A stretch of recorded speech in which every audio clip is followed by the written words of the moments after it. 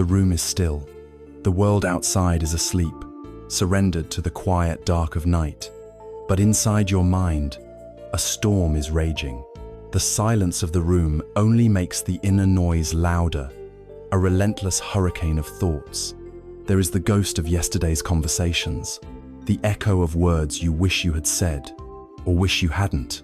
There is the heavy blueprint of tomorrow's anxieties, a list of tasks and worries that seems to grow longer with every tick of the clock.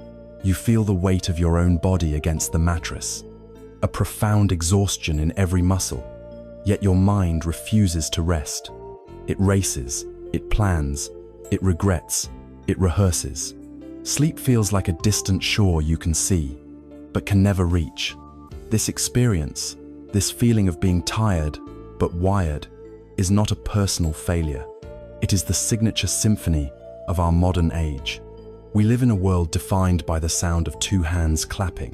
One hand is the past, clinging to what was, replaying hurts and glories. The other hand is the future, desperately grasping for what might be, striving for security and success. And we are taught to clap them together, faster and harder. We are told that the solution to our problems is to do more, think more, try harder. We clap our hands in applause for busyness. We wring them in anxiety. We strike them together in the sheer effort of keeping everything afloat. The result is not harmony, but a deafening noise, a constant percussive rhythm of stress and dissatisfaction that follows us into the stillness of our bedrooms. But what if the solution was not to clap harder? What if the path to peace was not found in adding another thing, another strategy, another effort? There is an ancient question, a koan from the Zen tradition, that gently invites us to a different path. It asks, what is the sound of one hand clapping? This question is not a riddle to be solved with logic. It is an invitation to stop, to cease the frantic clapping, to let the hands fall open, and to simply listen. To listen for the silence that was there before the noise began. This journey we are about to take is an exploration of that silence. It is a path that leads not to more doing, but to a profound undoing. It is an introduction to the ancient art of letting go, of releasing the impossible burdens we carry, so that we might finally find the deep, healing rest that is our birthright. To understand the path to silence, we must first understand the nature of the noise. The noise we spoke of, that storm inside the mind, has a name in the Buddhist tradition. The name is dukkha. This word is often translated as suffering, but its meaning is far deeper and more subtle than just pain or tragedy. Dukkha is the pervasive, low-grade fever of dissatisfaction that runs beneath the surface of our lives. It is the feeling that something is not quite right, that something is missing. It is the slight tension in your shoulders as you read an email from your boss. It is the hollow ache when a beautiful sunset fades to grey. It is the restlessness you feel in a moment of quiet. The impulse to reach for your phone, to fill the space. This is the first of our two hands. Imagine it held out, palm open. This hand represents the raw, unchangeable facts of existence. There is sickness, there is loss, there is old age. Pleasant moments end, unpleasant moments arise. Things do not always go according to our plans. This hand is simply the texture of life itself, with all its friction and imperfection. On its own, this hand is silent. A difficult event is simply an event. A feeling of sadness is just a feeling. It has no inherent power to create a storm. Now, imagine the second hand. This hand represents the origin of our suffering, a concept called samudaya. This is the hand of our reaction. It is driven by a powerful force called tanha, which means thirst or craving. It is the desperate thirst for things to be different than they are. This hand is in constant motion, driven by three primary urges. It wants to grasp what is pleasant, to pull it closer and hold on forever. It wants to push away what is unpleasant, to deny it, to fight it, to make it disappear. And it wants to ignore or distract itself from what is neutral, because it finds no stimulation there. This second hand, the hand of wanting, of pushing, of resisting, is the active agent in our unease. It is the energy of our own mind, constantly judging our experiences, labeling them as good or bad, wanted or unwanted. Like the first hand, this second hand, on its own, is also silent. A desire is just a thought. An aversion is just an impulse. They are fleeting energies within our consciousness. The problem, the source of all the noise, is not in either hand alone. The noise happens when they clap together, when the second hand, fueled by our craving and aversion, strikes against the first hand, the raw reality of our experience. A difficult event occurs. That is, the first hand. Our mind reacts with, "This shouldn't be happening. Why me? This is terrible." That is the second hand, striking the first. Clap. A wave of suffering is generated. A pleasant moment arrives. That is the first hand. Our mind reacts with, "I need this to last. Don't let this end. How can I get more of this?" That is the second hand clinging to the first. Clap. The seed of future suffering is planted because we know it cannot last. This clapping is happening hundreds, thousands of times a day. Every judgment, every resistance, every act of clinging is a clap that shatters our inner peace. We are the ones, unconsciously, creating the deafening sound of our own distress. There is a profound story from the Buddha's teachings that illustrates this perfectly. It is the parable of the two arrows. The Buddha said that, in life, we cannot always avoid the first arrow. This arrow is an arrow of misfortune, of pain, of loss. Someone speaks a harsh word to us. We get sick. We lose something we value. This is the first hand, the unavoidable reality. Being struck by this first arrow is painful, but then we often allow ourselves to be struck by a second arrow. This second arrow is our own reaction to the first. It is the arrow of rumination, of anger, of self-pity, of blame. We think, "How dare they say that to me? Why does this always happen to me? My life is ruined." This second arrow is an arrow we shoot into ourselves. The pain from the first arrow might be temporary, but the wound from the second arrow can fester for days, for years, for a lifetime. The first arrow is dukkha, the fact of pain. The second arrow is samudaya, our reaction that turns pain into true suffering, the clap of the two hands. We cannot control the first arrow, but the teachings show us that we have a choice about the second. We can learn to hold that second hand still. Our modern world, however, is a relentless training ground for making us clap our hands more forcefully. It is built on the amplification of the two-arrow system.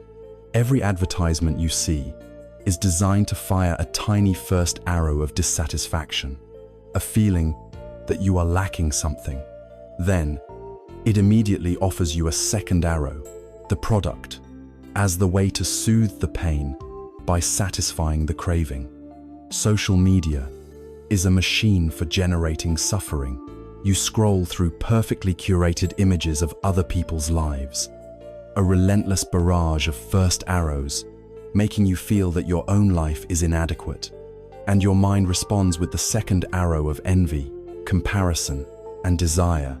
The endless scroll is just the sound of endless, frantic clapping. Our work culture tells us that stillness is failure and constant striving is success, forcing us to constantly strike the hand of our present moment with the hand of future ambition. We are conditioned, from birth, to believe that peace and happiness are things to be achieved through this clapping, through this effort. But the wisdom of the ages tells us the exact opposite. Peace is not the result of the clap. Peace is the silence that is revealed when the clapping stops. So the first step on this path is not to change the world, not to eliminate all the first arrows. That is an impossible task. The first step is to simply recognize the pattern, to see, with compassionate awareness, how you are participating in the creation of your own noise, to notice the first hand of experience and the second hand of reaction, to feel the jolt, the echo of the clap. This understanding is not a cause for blame or guilt. It is a moment of profound empowerment, because if you are the one creating the noise, you are also the one who can choose to stop. To stop, we must look at the source of the movement. We must become acquainted with the wild, untrained conductor of this chaotic orchestra, the part of our consciousness that keeps the second hand moving. We must get to know our own mind.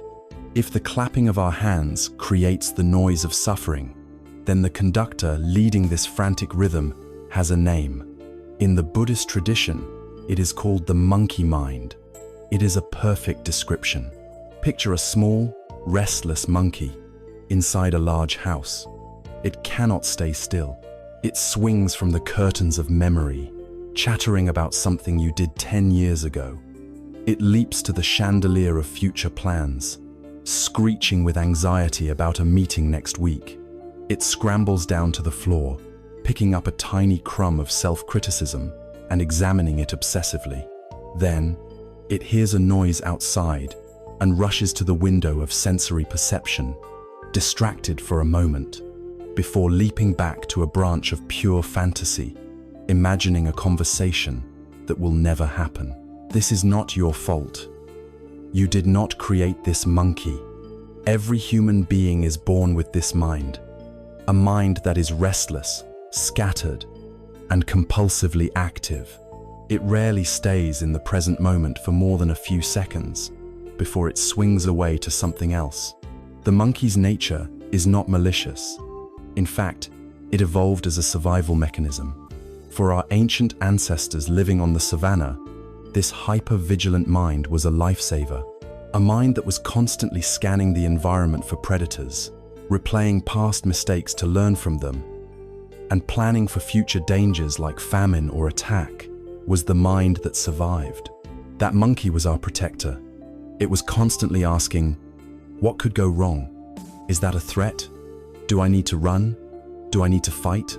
The problem is that we now live in a world of relative physical safety, but we are still running the same ancient, overzealous software. The monkey has not retired. It now treats a looming deadline, an unpaid bill, or an awkward comment from a coworker with the same 5-alarm urgency as it once treated a saber-toothed tiger.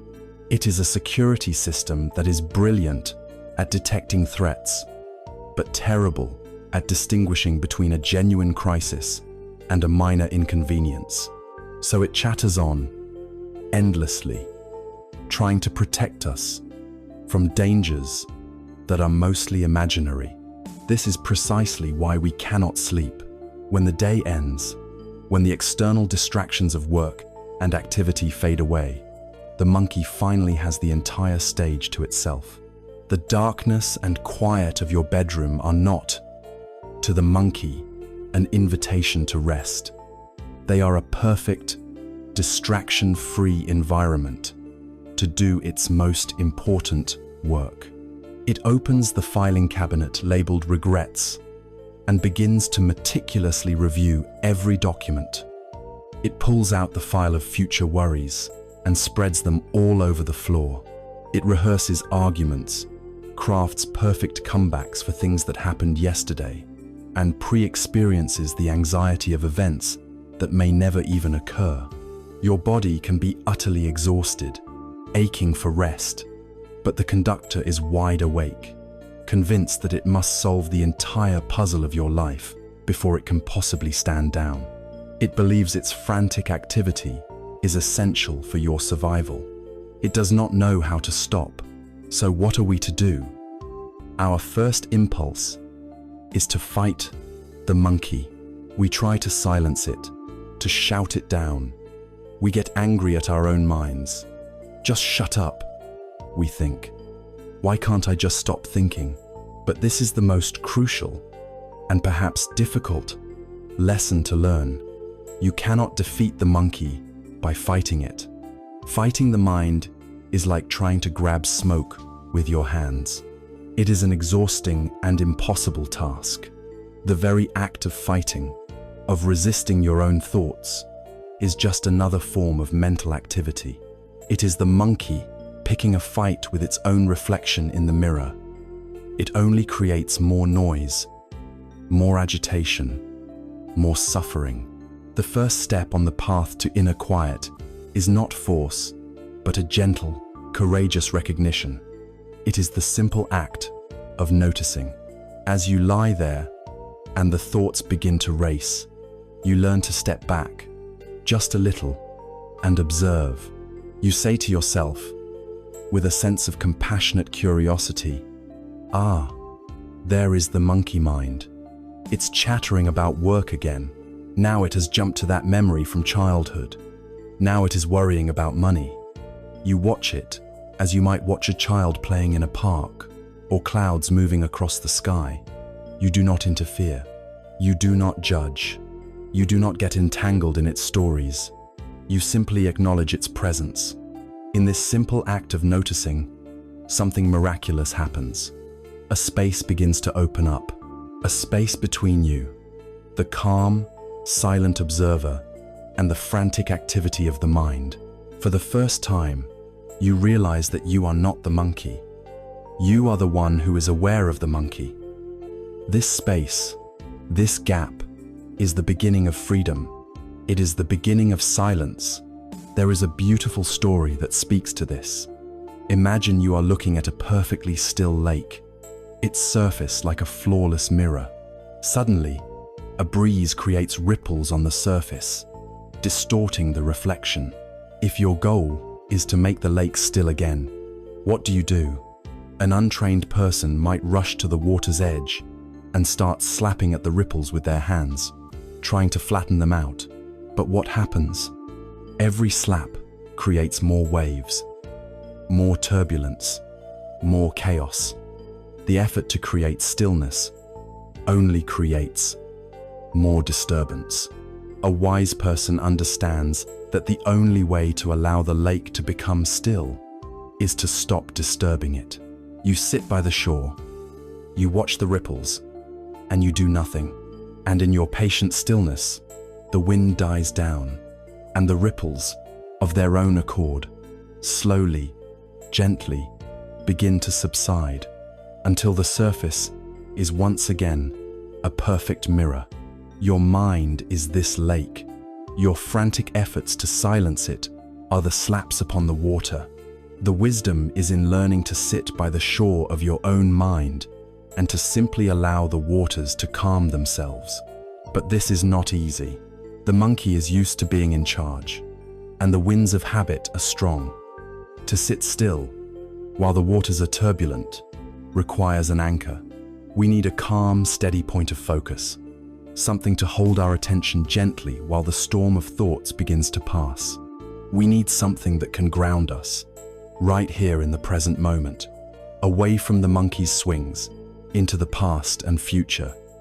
That anchor is not something you need to buy or learn from a book. It is something you have possessed every moment of your life. It is as close and as simple as your own breath. That anchor, the one that can hold you steady in the storm of your own mind, is your breath. It seems too simple, too obvious to be the profound tool that it is, but its power lies precisely in its simplicity. Your breath has a quality that your mind does not. It is always in the present. You cannot take a breath in the past. You cannot exhale in the future. Each breath is an event that is happening right now. And so, by placing your attention on your breath, you gently but firmly pull your awareness out of the turbulent waters of memory and speculation and anchor it in the calm, solid reality of the present moment. The breath is the bridge between your physical body and your thinking mind. When the mind is agitated, the breath is often shallow and rapid. When the mind is calm, the breath is deep and slow. By paying attention to the breath, you begin to influence the mind, not with force, but with a gentle invitation to slow down, to settle. The practice itself requires nothing but your attention. You can do it right now, as you are listening. You don't need a special cushion or a silent room, though those can help. All you need to do is become interested in the simple, physical sensation of your own breathing. You can begin by closing your eyes, or simply lowering your gaze, and bring your awareness to the place in your body where you feel the breath most clearly. For some, this is the tip of the nose. You can feel the subtle coolness of the air as it enters your nostrils, and the slight warmth as it leaves. There is no need to change your breathing, or force it to be deep or slow. The body knows how to breathe. Your only task is to watch it happen, to feel the sensation of the in-breath from its very beginning to its very end, and to feel the sensation of the out-breath as it dissolves into stillness. For others, the sensation is felt more in the chest or the abdomen. You can place a hand on your belly and simply feel the gentle rise as the breath flows in, and the gentle fall as the breath flows out. Each breath is a wave. The in-breath is the wave rising, and the out-breath is the wave receding. Your attention is like a small boat, just resting on the surface of this ocean, rising and falling with each gentle swell. Your job is not to steer the boat or to control the waves. Your job is simply to feel what it is like to be in the boat, to feel the rhythm of the ocean, in and out, rising and falling. Just this. In this moment, with this breath, there are no problems to solve. There are no emails to answer. There is no past to regret and no future to fear. There is only the simple, humble, physical reality of the air moving in and out of your body. Now, very quickly, you will notice something. Your mind will wander. This is not a sign of failure. It is not a mistake. It is simply what minds do. This is the monkey mind, swinging away on a branch. It might be distracted by a sound in the room. It might get pulled into a thought, a plan, a worry, a memory. The moment you realize this has happened, that is the moment of triumph, that moment of recognition.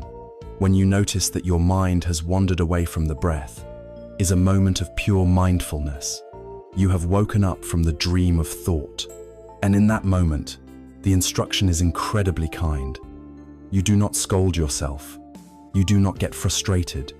You simply and gently acknowledge where the mind went. Thinking. And then, like guiding a lost child by the hand, you gently escort your attention back to the breath, back to the sensation of the air at the nostrils, back to the rising and falling of the abdomen. This process will repeat itself over and over again. The mind will wander and you will bring it back. It will wander again and you will bring it back again. This is the practice. The practice is not about achieving a state of perfect, unbroken concentration. The practice is the gentle, patient, compassionate act of returning. Each time you bring your mind back to the breath, you are strengthening the muscle of your attention. You are training your mind, not with a whip, but with kindness. You are building a new habit, the habit of returning to the present moment. You are creating a pathway in your brain that says, this is home. This is the place of rest. The goal is not to have an empty mind, a mind with no thoughts. That is impossible. The goal is to change your relationship with your thoughts. It is to know that you are not the storm, but the sky. The thoughts can rage like a hurricane, but you can remain anchored in a place of quiet observation, a place of peace. The Buddha once taught this very practice to his own son, Rahula. He did not use mystical language. He used a practical, grounded analogy. He compared the practice to the work of a skilled carpenter. A carpenter, when he is making a long cut with his saw, knows, I am making a long cut. When he is making a shortcut, he knows, I am making a shortcut. His awareness is one with the action. The Buddha told his son to be the same with the breath. When you are breathing in a long breath, simply know, I am breathing in a long breath. When you are breathing out a short breath, simply know, I am breathing out a short breath. It is a skill, a craft. It is the craft of paying attention to the most fundamental process of life. And, like any craft, you become better at it not through force, but through gentle, consistent practice. This anchor, your breath, is always available to you. In a traffic jam, you can return to your breath. In a difficult meeting, you can feel the rising and falling of your abdomen. In the middle of the night, when the monkey mind is screeching, you can bring your attention to the simple, humble sensation of the air moving in and out of your body. It is the ultimate refuge, a portable sanctuary of peace that you carry with you always. It doesn't make the storms of life disappear, but it provides you with an anchor, a place of profound stability, a place from which you cannot be washed away.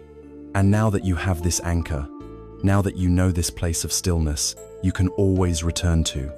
You can begin to do something truly remarkable. You can begin to look at the storm itself, not with fear, but with wisdom. From the safety of your anchored boat, you can start to watch the clouds of thought as they gather and disperse across the vast sky of your mind. Now that you have found your anchor in the breath, you have a place of stability, a safe harbor from which to observe the weather of your mind. And from this place, we can begin to explore one of the most liberating truths in all of Buddhist philosophy. It is a truth that, once deeply understood, can fundamentally change your entire experience of life. It is this: you are not your thoughts. We spend our lives believing that we are the voice in our head. We identify with that chattering narrator, the one who worries, plans, judges, and criticizes. We believe its stories, obey its commands, and suffer its anxieties. But the wisdom traditions tell us this is a case of mistaken identity. You are not the voice. You are the one who hears the voice. You are not the thought. You are the awareness in which the thought appears. The most powerful way to understand this is through a simple metaphor: the sky and the clouds. Imagine that your true nature, your fundamental consciousness, is the sky. It is vast, open, clear, and limitless. It has always been here and will always be here. It is, by its very nature, peaceful. Now, your thoughts, your emotions, your moods, and your sensations are like the clouds that drift through the sky. Some clouds are white, light, and puffy, like moments of joy, happiness, or a pleasant memory. Some clouds are dark and heavy, full of thunder and lightning, like moments of anger, fear, or profound sadness. Some are just a gray, hazy overcast, like a mood of boredom or low energy. And some are just thin, wispy streaks that barely register before they dissolve. Now consider this. Does a dark, stormy cloud ever damage the sky? Does it stain the sky blue? Can a thunderclap break the sky? Of course not. The clouds, no matter how dramatic or terrifying, simply pass through the sky. They arise, they linger for a time, and they dissolve. But the sky itself remains untouched. unchanged, forever spacious and pure. Your mind, your awareness, is exactly like this sky. An angry thought may pass through it, but you, the sky of awareness, are not angry. A wave of anxiety may arise, but you, the awareness, are not anxious. You are the vast, silent, accepting space in which all of these experiences happen. When you truly grasp this, the entire game changes. You stop identifying with the clouds, and you begin to rest in your nature as the sky. You find your home not in the fleeting weather patterns, but in the boundless, peaceful expanse that holds them all. So how do we practice this? We begin, as always, anchored in the breath. As you sit and watch your breath, you will notice a thought arise. Previously, your habit would be to immediately climb aboard that thought, like getting on a train. If the thought is, "I forgot to send that email," you get on the train, and it takes you to stations of, "My boss will be angry," then, "I might get in trouble," then, "I'm not good at my job," and on, until you are lost in a landscape of anxiety. Now, we practice something different. We see the train of thought arriving at the station. We see the doors open, but we choose not to get on. We simply watch it. We let it pull in, we let it sit for a moment, and we watch it pull away, all while we remain comfortably on the platform, anchored in our breath. A simple and powerful technique to help with this is to gently label the thoughts. As a thought cloud drifts into the sky of your awareness, you give it a soft, one-word, neutral label. A thought about your to-do list appears. You mentally whisper, "Planning." A memory of a past hurt arises. You note, "Remembering." A flash of anger at someone comes up. Anger. A critical thought about yourself appears. Judging. Notice how these labels are not stories. You are not analyzing why you are planning or judging. You are simply categorizing the mental event, like a scientist observing a natural phenomenon. This simple act of labeling does something magical. It objectifies the thought. It takes it from being a subjective truth that defines you and turns it into an objective event that is simply happening within you. It reinforces the reality that you are the sky, and this is just another cloud passing by. When you practice this, the entire power structure of your mind begins to shift. Your thoughts are transformed from being ruthless dictators into being gentle advisors. A dictator shouts a command, and you must obey instantly, without question. An anxious thought shouts, "Worry about this now," and you immediately snap to attention and begin to worry. But an advisor simply offers a suggestion. When you are resting as the sky, the anxious thought is demoted. It still appears, but now it's just a suggestion from a neurotic advisor in the corner. It says, "You know, you could worry about this." And you, the calm, spacious sky, can look at that thought and say, "Thank you for your input," and then gently return your attention to the breath. You are no longer a slave to every thought that appears. You have a choice. You have freedom. The great Thai meditation master Ajahn Chah used a wonderful, practical analogy for this. He taught his monks that walking the path of practice is like walking on a jungle path that sometimes has poisonous snakes on it. When you are walking and you see a deadly cobra on the path ahead, what do? You don't pick it up to see how long it is. You don't poke it to see if it's real. And you certainly don't get angry at it and start yelling at it for being a snake. That is foolish and dangerous. You simply see it. You clearly acknowledge its presence and its nature. Ah, a snake. And then you give it a wide berth and continue on your journey.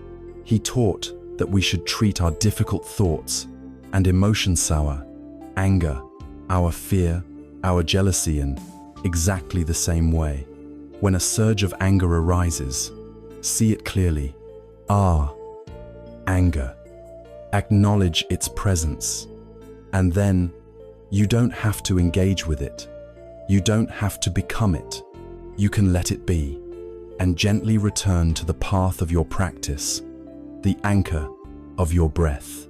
This practice is a profound act of letting go. You are letting go of the exhausting, impossible job of trying to control your own thoughts. You are giving up the battle. You cannot stop the clouds from forming, but you can stop believing that you are a cloud. You can rest as the sky. As you become more skilled at simply watching these clouds drift by, you will begin to notice a common theme, a recurring pattern in their content. You will see how many of them, especially the dark and stormy ones, are connected to a desperate, deep-seated need to manage the world, to fix outcomes, and to control what happens next. This constant, stressful effort to micromanage reality is one of the greatest sources of our inner noise. And learning to release this effort is our next great step towards silence. Resting as the sky, watching the clouds of thought drift by, we begin to see their patterns with a new clarity. And one of the most persistent, most turbulent weather systems in the human mind is the storm of control. From this anchored place, we can observe how much of our mental energy, our precious, finite life force, is spent in the exhausting effort of trying to manage reality. We draw up blueprints for our lives, for our day, for the next 5 minutes, and then we become profoundly agitated when life, in its chaotic and unpredictable majesty, deviates from our plans. The desire for control is born from a deep and understandable place, the desire for safety. We believe that if we can just arrange all the pieces on the board of life perfectly, if we can anticipate every move and counter every threat, then we will be safe, then we will be happy. But this is the fundamental illusion. We are trying to build a fortress of certainty on the constantly shifting sands of an uncertain world. This illusion manifests in every corner of our lives. We try to control other people, believing we know what is best for them, becoming frustrated when their thoughts, feelings, and actions do not align with our script. We try to control outcomes, becoming attached not just to our effort, but to a specific result we feel we are owed. And most profoundly, we try to control time itself. Look closely at the nature of your own mind. You will find that anxiety is nothing more than the futile attempt to control the future.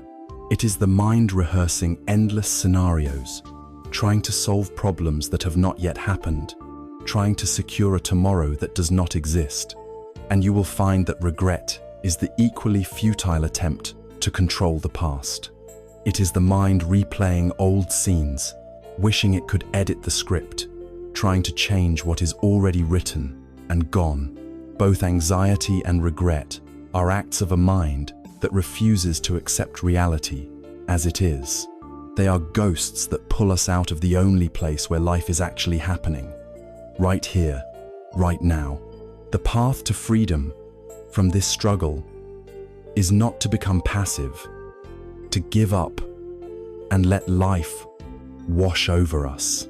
It is to cultivate a profound wisdom, the wisdom to distinguish between what we can influence and what we can control. This is perhaps the most important distinction for a peaceful life. Imagine your agency in the world as an open hand.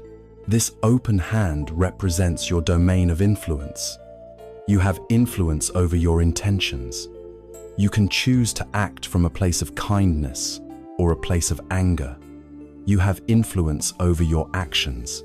You can choose to work diligently or to be lazy. You have influence over your speech. You can choose words that heal or words that harm. You have influence over your attention, as we have been practicing. You can choose to place it on the breath or let it be carried away by the monkey mind.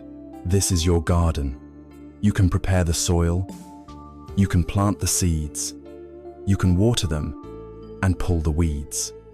This is skillful, wise, and powerful action. Now imagine a closed fist. This clenched fist represents the illusion of control. The fist tries to grasp the wind and command the rain. The fist believes it can control the final harvest. It tries to control what other people think of you. It tries to control whether you get the promotion, whether the traffic will be clear, whether your children will make the choices you want them to make. It tries to clench and hold onto a pleasant moment, crushing the life out of it. It tries to punch away an unpleasant moment, only bruising itself on the hard surface of reality. All of our deepest stress, our most profound frustration, comes from this clenched fist, from trying to control things that are, and have always been, utterly beyond our control. The practice, then, is to consciously unclench this fist, moment by moment, and to open the hand, to act with skill and care in our own garden, and to let go of the obsession with the final harvest, trusting that we have done our part. We do not learn this profound skill by trying to let go of our biggest life attachments all at once. We train this muscle of acceptance in the small gymnasiums of daily life. You are stuck in a traffic jam. The clenched fist tightens the jaw, grips the steering wheel, and curses the other drivers. This changes nothing except to flood your own body with stress hormones. The open hand feels the frustration arise, breathes into it, and accepts. This is the reality of this moment. You cannot move the cars, but you can choose not to create a second arrow of suffering for yourself. You spill a cup of coffee. The fist clenches in irritation, launching a story of, "I'm so clumsy, this ruins my morning." The open hand feels the jolt of surprise and then softens. It is just coffee. It can be cleaned up. The story is optional. By practicing with these tiny daily frustrations, you build the capacity to meet life's larger, more unavoidable challenges with the same grace and acceptance. There is a timeless Taoist story that perfectly captures this wisdom. An old farmer had a horse, which was his most prized possession. One day, the horse ran away. All his neighbors came to console him. "Such bad luck," they said. The farmer simply replied, "Good luck? Bad luck? Who knows?" A few weeks later, the horse returned, and it brought with it a dozen wild horses. The neighbors gathered again. "Such wonderful luck," they exclaimed. The farmer just shrugged. "Good luck? Bad luck? Who knows?" The next day, the farmer's son was trying to tame one of the wild horses when he was thrown off and broke his leg. The neighbors came once more. "Oh, what terrible luck," they lamented. The farmer replied, "Good luck? Bad luck? Who knows?" A week later, the emperor's army came to the village, conscripting every able-bodied young man for a war they would likely not survive. They saw the farmer's son with his broken leg, and they passed him by. This story teaches us that we see only a tiny fragment of a much larger, unfolding pattern. Our judgments of good and bad are based on incomplete information. The wise farmer did not get caught in the story of each event. He remained in a state of open acceptance, allowing life to unfold without the added burden of his resistance. This is the freedom of the open hand. It is the release of a burden you may not have even known you were carrying. It is the cessation of the pointless war against reality. When you stop wasting your energy trying to control the uncontrollable, that energy becomes available for wiser things, for compassion, for creativity, for presence.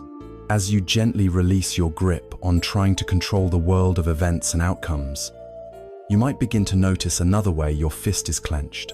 You might notice the deep-seated habit of trying to build a fortress against uncertainty not just with plans, but with things. You might notice the subtle, or not so subtle, belief that if you can just acquire enough, own enough, and possess enough, you will finally be secure. Our next step is to look into the nature of this grasping, to examine the endless thirst for more, and to discover the profound peace that comes from a simple, empty bowl. As we gently unclench the fist of control, as we release the impossible burden of trying to manage the universe, a vast amount of mental energy is liberated. But the mind, out of long habit, quickly seeks another strategy to create a feeling of safety and happiness. If we cannot control the flow of events, perhaps we can build a fortress against uncertainty. Perhaps we can insulate ourselves from the friction of life by accumulating things. This is the great promise of our materialist culture. It whispers to us, from every screen and billboard, that the feeling of emptiness inside can be filled from the outside. If you feel a little lonely, a new gadget will be your friend. If you feel a little insecure, a luxury brand will give you status. If you feel a little anxious, a shopping spree will soothe your nerves. We are taught to see any empty space in our lives as a problem to be solved with a purchase. And so we begin the endless project of accumulation, believing that with the next thing, the next acquisition, we will finally arrive at a lasting state of contentment. This constant striving for more, this endless thirst, is described in Buddhist teachings with a haunting and powerful image: the hungry ghost. In the ancient cosmology, a hungry ghost, or preta, is a type of being with a huge, distended, and empty stomach, but a throat as thin as the eye of a needle. It is consumed by a ferocious, insatiable hunger and thirst. It wanders a desolate landscape, constantly searching for something to eat or drink. But its tragedy is twofold. First, its tiny throat makes it almost impossible to swallow anything. And second, on the rare occasion that it finds a drop of pure, clean water and manages to swallow it, the moment it touches its insides, it turns to fire, causing even more agony. This is not just an ancient myth. It is a perfect psychological portrait of the modern consumer mind. The huge, empty stomach is the deep, existential sense of lack we all feel from time to time. The frantic search is our own quest for happiness in things. The momentary pleasure of a new purchase is the single drop of water, a fleeting thrill, and the fire that follows is the buyer's remorse, the credit card debt, the anxiety of protecting our new possession, and most painfully, the immediate return of the original emptiness, now often stronger than before, which sends us searching for the next, even bigger drop of water. This ancient metaphor is described in modern psychology as the hedonic treadmill. It's the observable fact that humans have a remarkable ability to adapt to new circumstances. You work incredibly hard, dreaming of the day you can afford that beautiful new car. You believe its acquisition will mark a permanent shift in your happiness. And for a week, or maybe a month, it does. Driving it is a thrill. But soon, the adaptation begins. The new car simply becomes your car. The thrill fades. It becomes the new baseline, the new normal. And your mind, still searching for that lasting high, begins to scan the horizon for the next thing. A bigger house, a more exotic vacation. We run faster and faster on this treadmill, acquiring more and more, only to find that we are staying in the exact same emotional place. The thirst of the hungry ghost is, by its very nature, unquenchable. Feeding it does not satisfy it. It only makes it stronger. The Buddhist path offers a radical alternative. It suggests that true wealth is not found in having more, but in needing less. It invites us to cultivate a quality known as santuthi in the ancient Pali language, which can be translated as contentment, or more precisely, knowing when you have enough. This is not a state of passive resignation. It is an active, joyful, and liberating recognition that your well-being is not dependent on what you own. It is the ability to look at an advertisement and see not what you lack, but the freedom you already possess by not needing what it sells. It is the ability to enjoy the simple, free pleasures of a walk in nature, a conversation with a friend, or the feeling of your own breath, and to know in your bones that these experiences are more deeply nourishing than anything you could ever buy. To cultivate contentment is to consciously step off the hedonic treadmill. It is to heal the insatiable thirst of the hungry ghost from the inside out. There is a classic story that captures this distinction beautifully. A great king, powerful and immensely wealthy, came to visit the Buddha. The king was adorned in the finest silks and heaviest jewels. He was surrounded by guards and servants. He possessed everything a person in his time could possibly dream of owning. He found the Buddha sitting peacefully under a tree, wearing simple, patched robes, holding nothing but an empty wooden bowl used for begging for his daily meal. The king, genuinely perplexed, asked the Buddha, "Venerable sir, I look at you and I see that you have nothing. How can you possibly be so content?" The Buddha did not offer a long philosophical discourse. He simply looked at the king, with his heavy crown and his anxious eyes, and then he gestured gently to his own empty bowl. In that gesture, the entire teaching was transmitted. The king's life was defined by the burden of fullness, the weight of his possessions, the responsibility of his power, the fear of losing it all. The Buddha's life was defined by the freedom of emptiness. The empty bowl was not a symbol of lack, it was a symbol of liberation. It represented freedom from the need to acquire, freedom from the fear of loss, freedom from the endless, burning thirst for more. It was a perfect symbol of inner fullness. This teaching is not a command that we must all renounce our homes and live with a single bowl. It is an invitation to deeply and honestly investigate our own relationship with the material world. It asks us to look at the hungry ghost within ourselves, to feel its bottomless thirst, and to make the conscious choice to stop feeding it. It is about discovering that the security and happiness we project onto external objects can never be found there. When we stop frantically searching for fulfillment in the world of things, a profound shift occurs. We are forced to turn our gaze inward. We are left with the space, the emptiness that we were trying so hard to fill, and we come to the great realization that this inner space cannot be filled with objects. It can only be healed with presence. It can only be warmed with kindness. The path to true contentment does not lie in getting more, but in learning to tenderly care for what is already here. And that begins with the radical act of offering boundless, unconditional compassion to ourselves. As we turn our gaze away from the glittering mirage of material fulfillment, we are left to sit with ourselves, in the quiet of our own being. But what do we find when we arrive here? For many of us, the silence is immediately broken by a familiar voice. It is the voice of the inner critic. It is the relentless narrator who keeps a detailed record of all our failures, our inadequacies, and our shortcomings. It is the voice that whispers, "You're not good enough. You should have done better. Look at how much more successful everyone else is." We have stopped feeding the hungry ghost of materialism, only to find another hungry ghost living inside us, one that feeds on self-judgment. This inner critic is perhaps the single greatest obstacle to peace.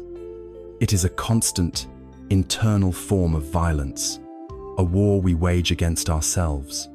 It often disguises itself as a helpful motivator, believing that if it is not harsh and demanding, we will become lazy and complacent.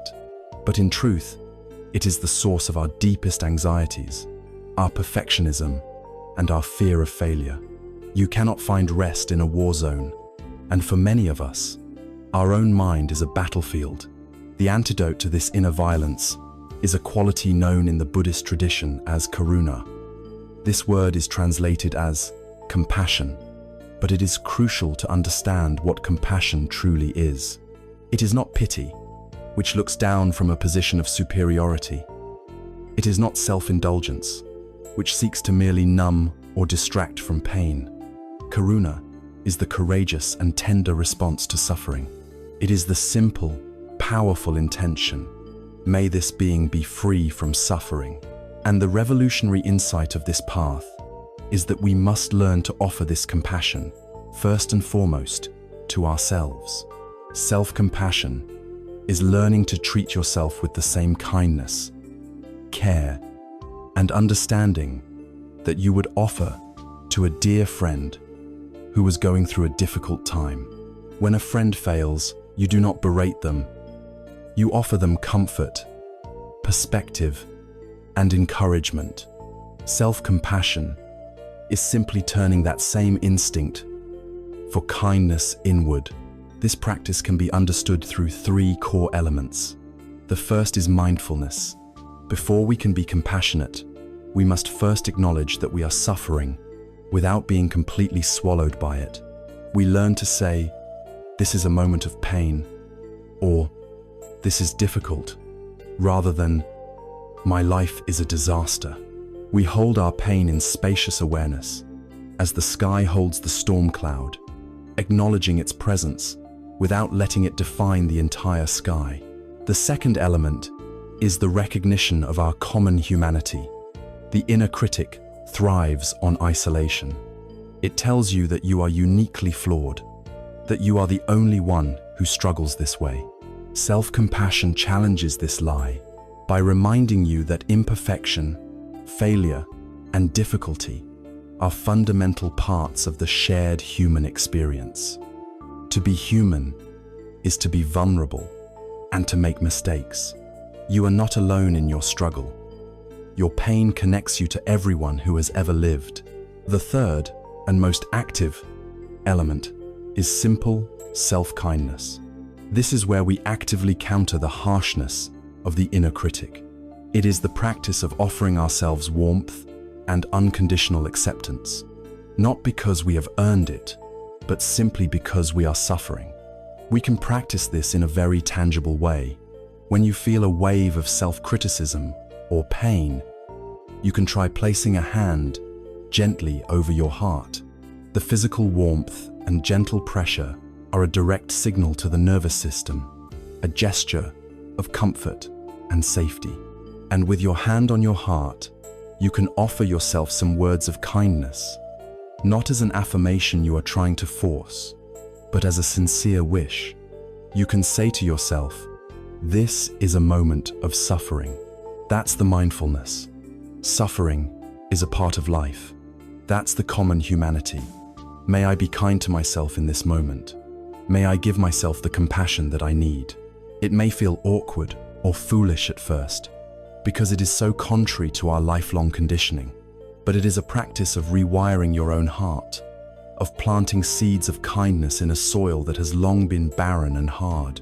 The great Vietnamese Zen master, Thich Nhat Hanh, offered a beautiful and profound image for how to work with our own pain. He taught us to hold our suffering, our anger, our fear, like a mother holding her crying baby. Imagine a mother hearing her infant cry. She does not get angry at the baby. She does not try to ignore it or suppress its cries. She immediately goes to the baby, picks it up, and holds it with infinite tenderness. She embraces it.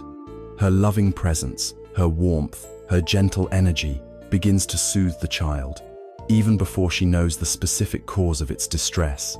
Thich Nhat Hanh taught that our anger is our crying baby. Our anxiety is our crying baby. Our loneliness is our crying baby. Our habit is to either yell at the baby to shut up or to lock it in another room so we don't have to hear it. The practice of compassion is to learn how to pick up our own suffering, to embrace our own anger, our own fear, with the same unconditional tenderness as a mother holding her child. We hold it in our mindful awareness, and we whisper to it, "I am here for you. I see that you are suffering. I will not abandon you. I will take care of you." When we do this, we are not condoning harmful behavior. We are simply bringing healing to the root of the pain that causes it. This is not selfish. In fact, it is the most essential act we can perform for the well-being of ourselves and others.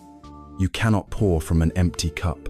If your own heart is a source of constant self-attack, you will have nothing but judgment and criticism to offer the world. A person who is kind to themselves naturally becomes kinder to others. A person who can forgive their own imperfections is more able to forgive the imperfections of those around them. When we learn to embrace ourselves fully, with all of our flaws and contradictions, our hearts begin to soften. The rigid walls we build around ourselves, the walls of judgment and comparison, begin to dissolve. And as these walls come down, we start to see that the same vulnerability, the same suffering, and the same deep longing for happiness that exists in us, exists in every other being.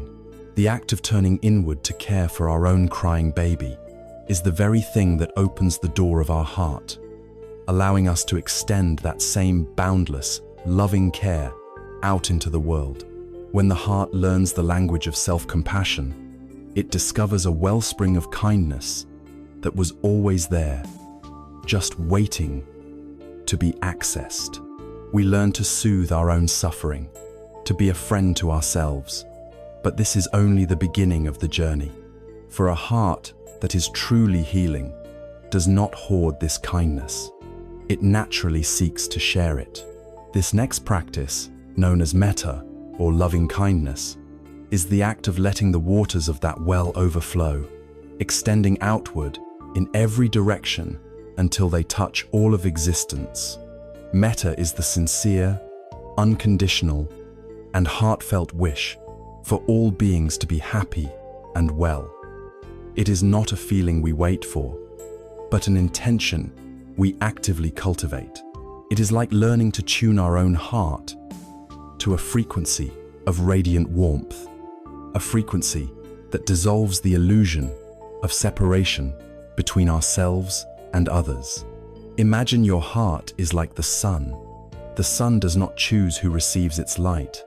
It does not shine only on the beautiful gardens and withhold its warmth from the barren deserts. It doesn't shine on your friends and ignore your enemies.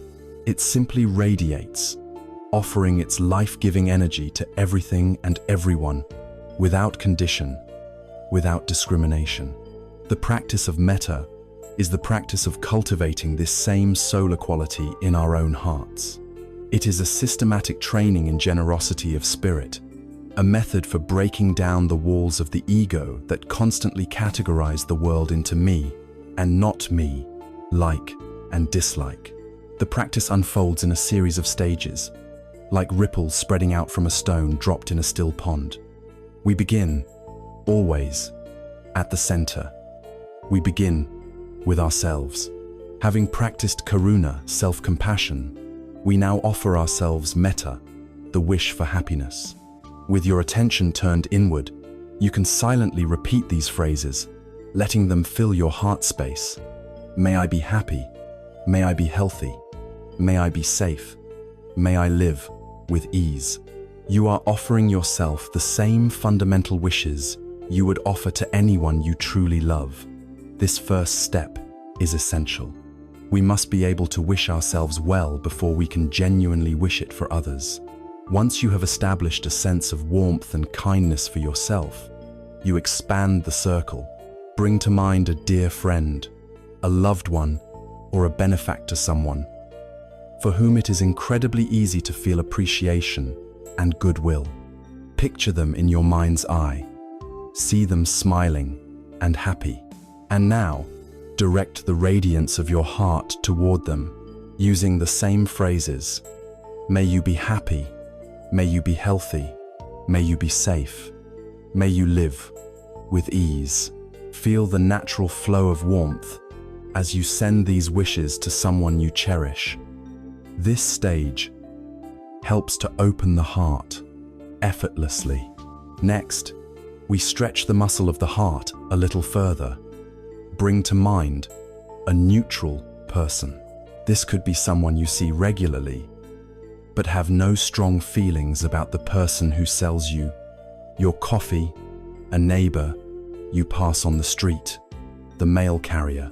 We so often walk past these people without truly seeing them as a complete human being with their own hopes and fears.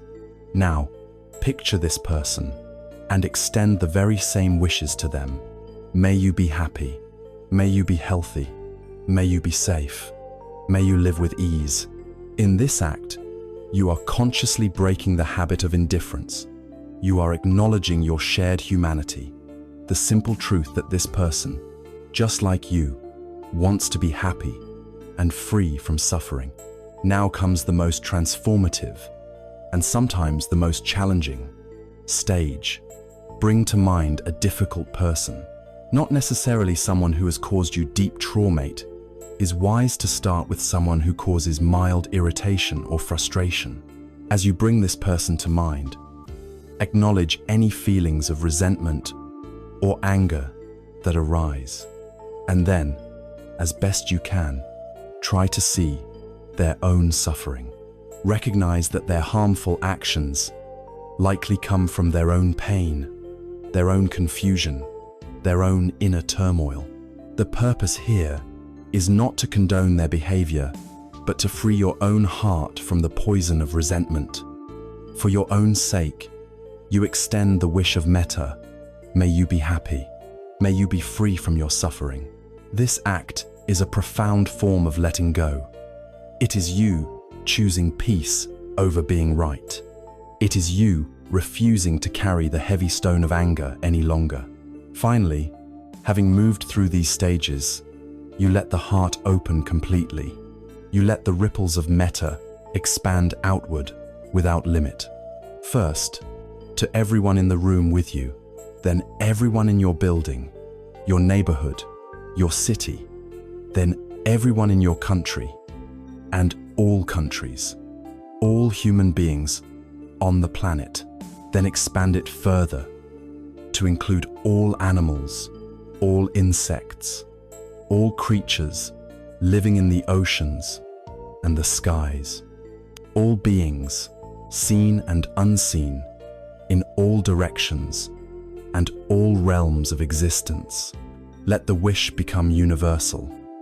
May all beings everywhere be happy. May all beings be healthy. May all beings be safe. May all beings live with ease. You become like the sun, radiating boundless, impartial goodwill to the entire cosmos. There is a powerful story that illustrates the sheer force of metta.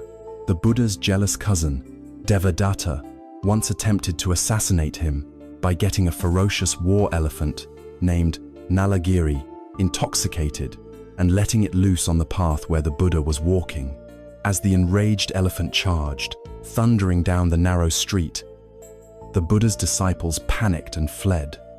But the Buddha stood his ground, calmly, with his companion, Ananda, by his side.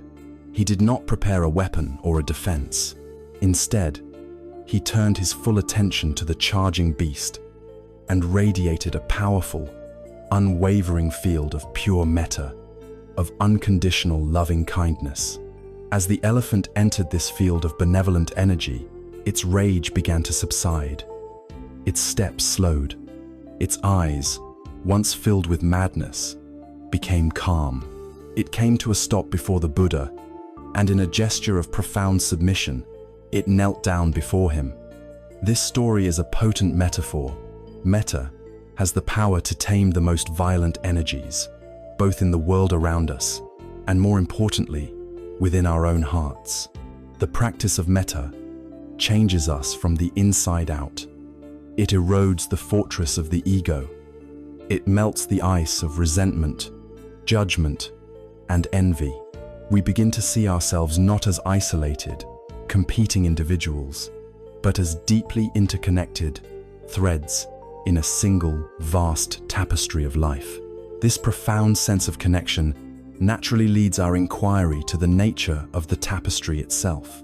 If we are all connected in this web of being, then we are all subject to its fundamental laws, and the most fundamental, inescapable law of this existence, the truth that our minds are constantly struggling against, is the law of constant, unrelenting change.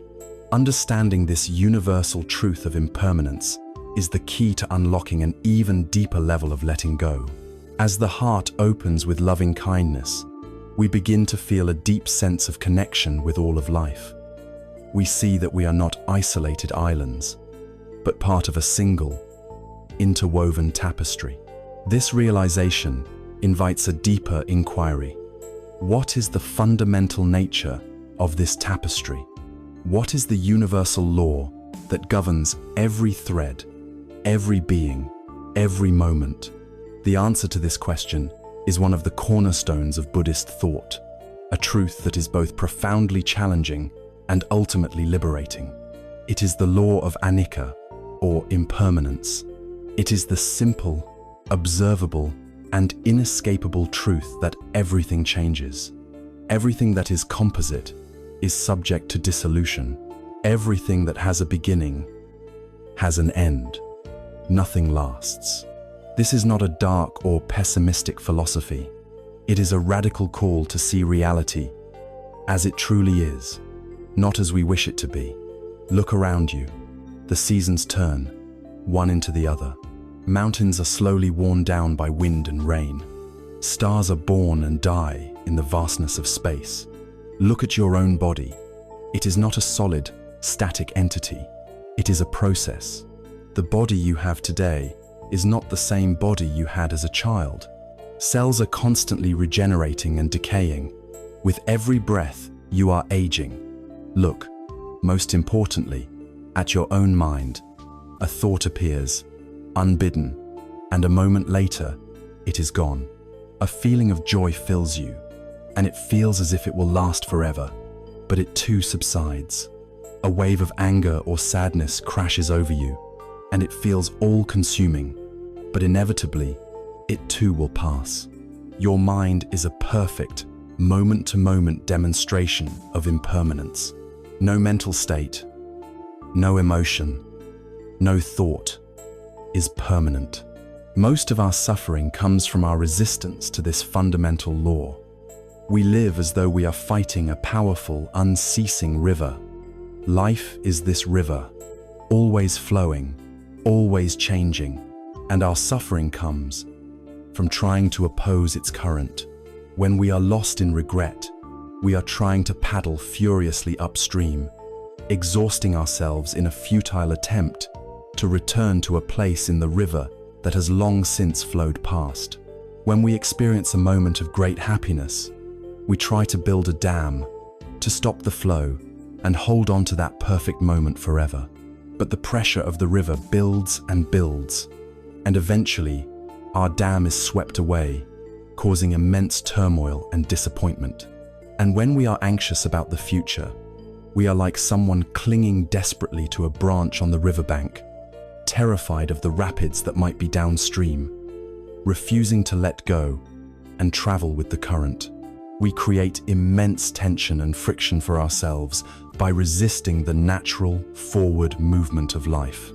Wisdom is learning to stop fighting the river.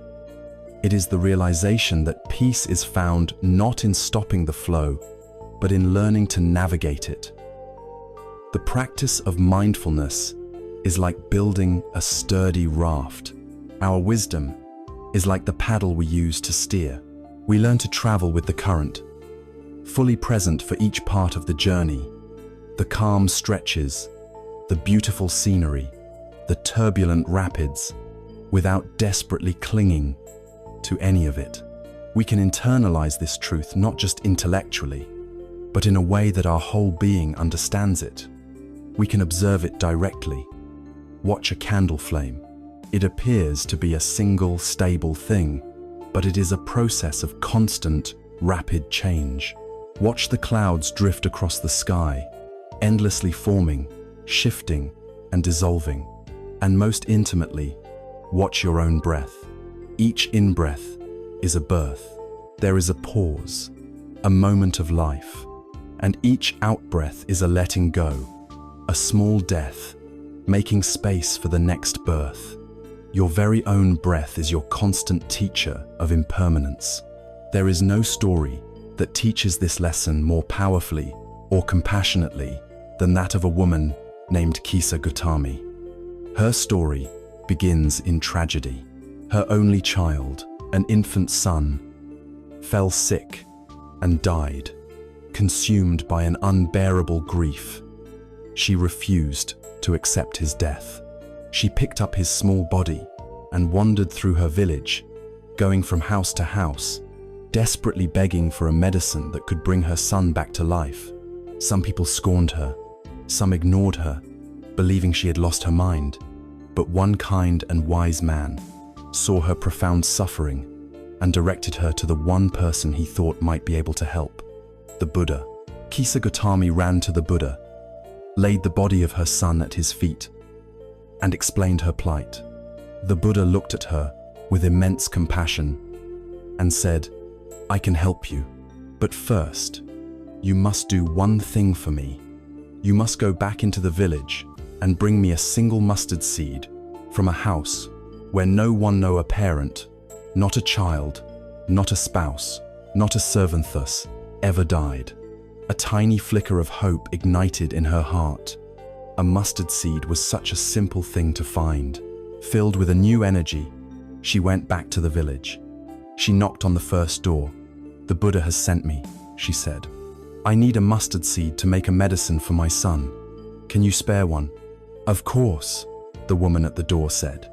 As she was about to take the seed, Kisa Gautami remembered the Buddha's condition. "Has anyone in this house ever died?" she asked. The woman's face fell. "Oh, my lady," she said, "the living are few, but the dead are many.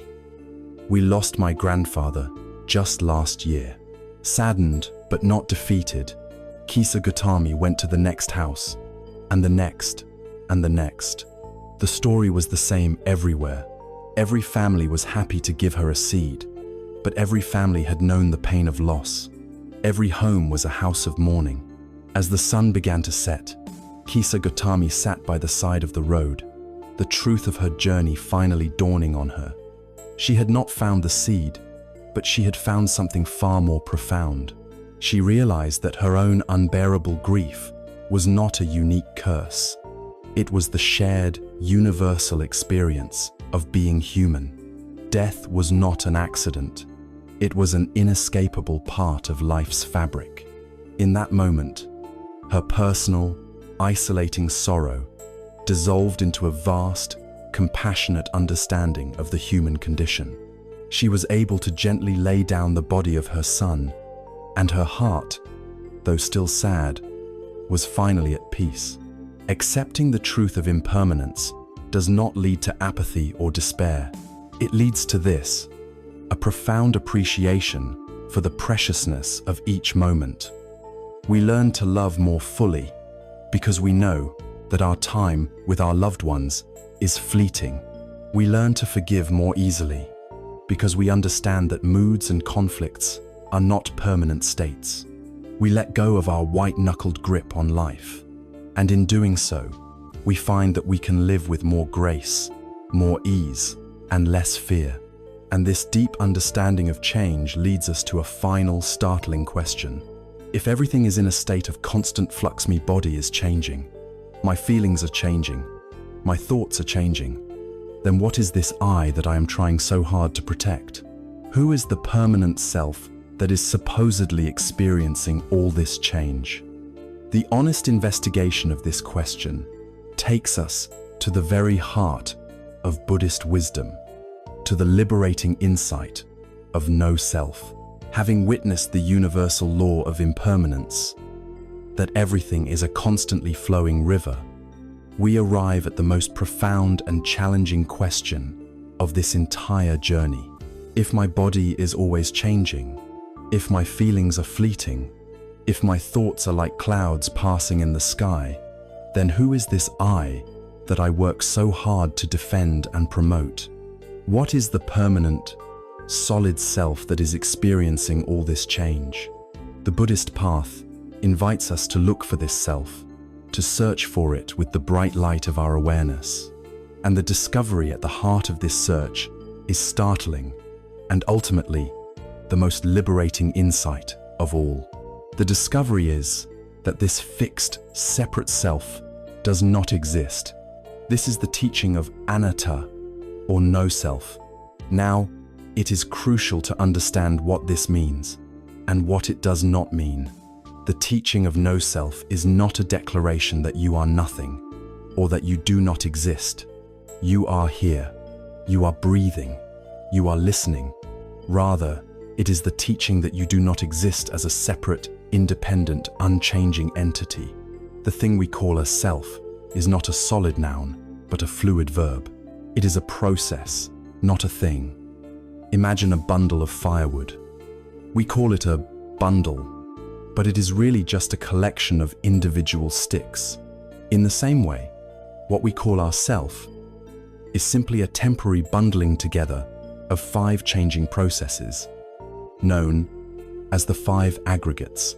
The first is form your physical body, which we know is impermanent.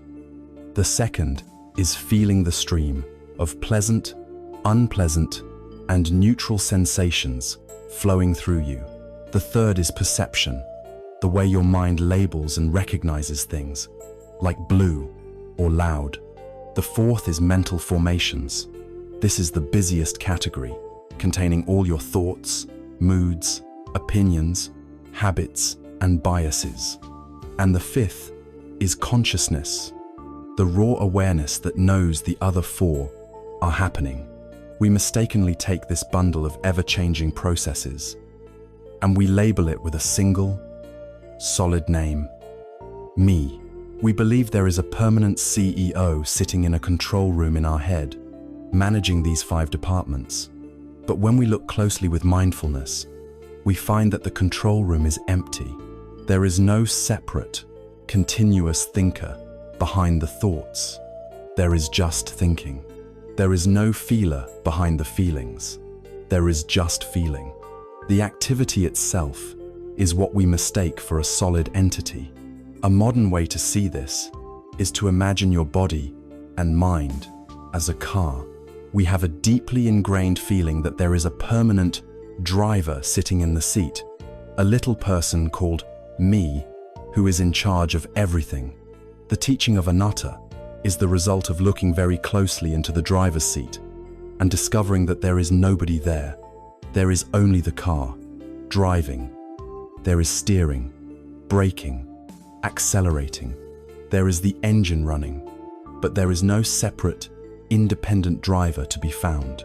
This ghost in the machine, this illusory driver, is the ego, and it is this ego, this sense of a separate self, that is the root of our deepest suffering. Because if I am a separate, solid thing, then I am vulnerable. Myself needs to be protected from yourself.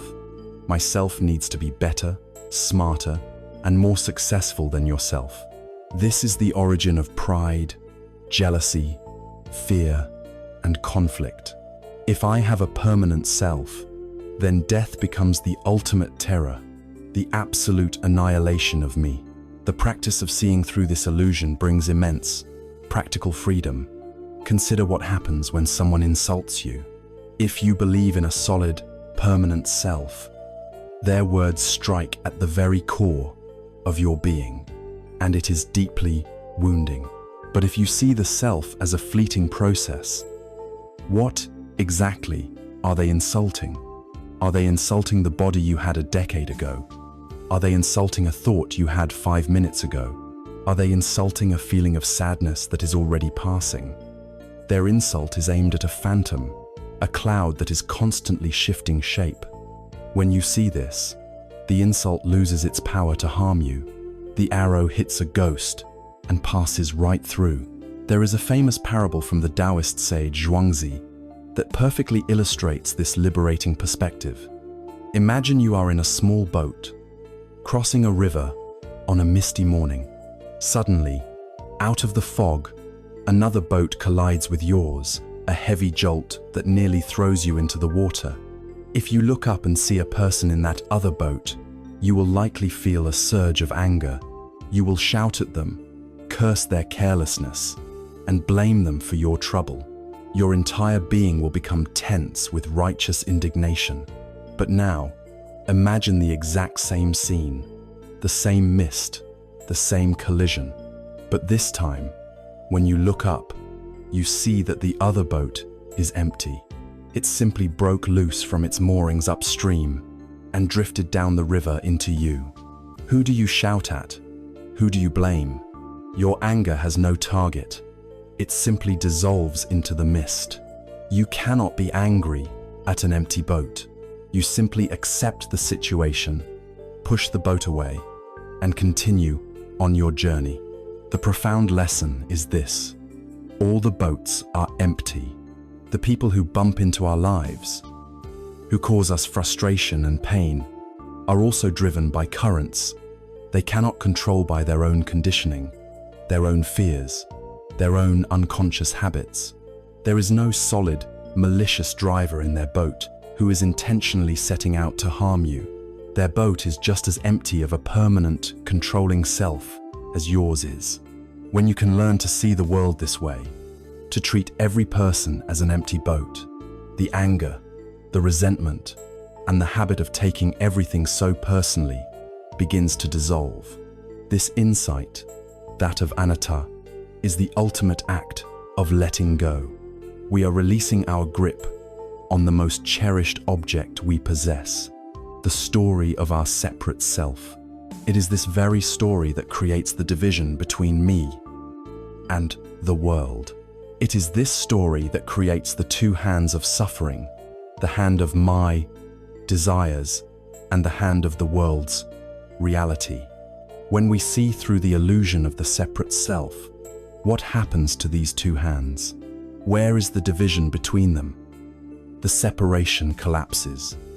The two hands merge into one. And in that union, in that dissolution of duality, we finally become quiet enough to hear a completely different kind of sound. Not the jarring clap of conflict, but the silent, resonant vibration of unity. We are finally ready to listen for the sound of one hand. We began this journey with a question, a strange and ancient riddle that seems to defy logic. What is the sound of one hand clapping? For a mind accustomed to facts, to causes and effects, to problems and solutions, the question is a frustration. It feels like a trick. But after traveling so far after, witnessing the nature of our own suffering, after observing the restless monkey mind, after anchoring ourselves in the breath and watching our thoughts like clouds, after learning to release control, to starve the hungry ghost of materialism, and to see through the illusions of a permanent, separate self, we can now return to this question, not as a puzzle to be solved, but as a door to be opened. A question like this, in the Zen tradition, is called a kōan. A kōan is not a riddle. It is a tool. It is a surgical instrument designed to perform a single, delicate operation, to break the machine of the conceptual mind. Our ordinary mind, the one we use to navigate our daily lives, operates entirely on the principle of duality. It understands the world through opposites, good and bad, right and wrong, up and down, self and other. For this mind, the very definition of a sound requires two things interacting: two hands clapping, a drumstick hitting a drum, air passing through vocal cords. A sound is a result of a relationship between two separate things. The koan intentionally presents this dualistic mind with an impossible, non-dualistic problem. It asks for the sound of one. The mind takes the bait. It chews on the problem. It turns it over and over. It searches its entire database of logic and reason, and it finds nothing. The koan is designed to exhaust the intellect, to push the logical mind to the point of its own failure. The goal is for the machine to overheat, to short-circuit, to finally give up its frantic search. And in the silence that follows that surrender, a different kind of knowing can emerge. Throughout this journey, we have been using the sound of two hands clapping as a metaphor for our suffering. And now, we can see it with perfect clarity. The sound of two hands clapping is the sound of a life lived in duality. It is the percussive, jarring noise of the ego. It is the sound of the hand of me striking against the hand of the world. It is the clap of my desire against what is.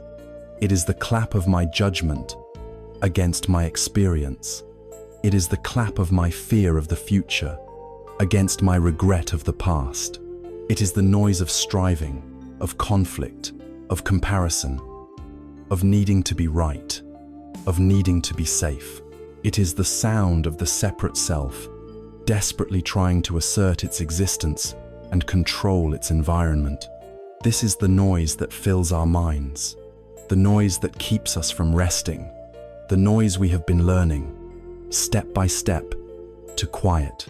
So, if that is the sound of two hands, what is the sound of one? This is not something that can be answered with a clever phrase. It can only be pointed to. It is not a sound that you can hear with your ears.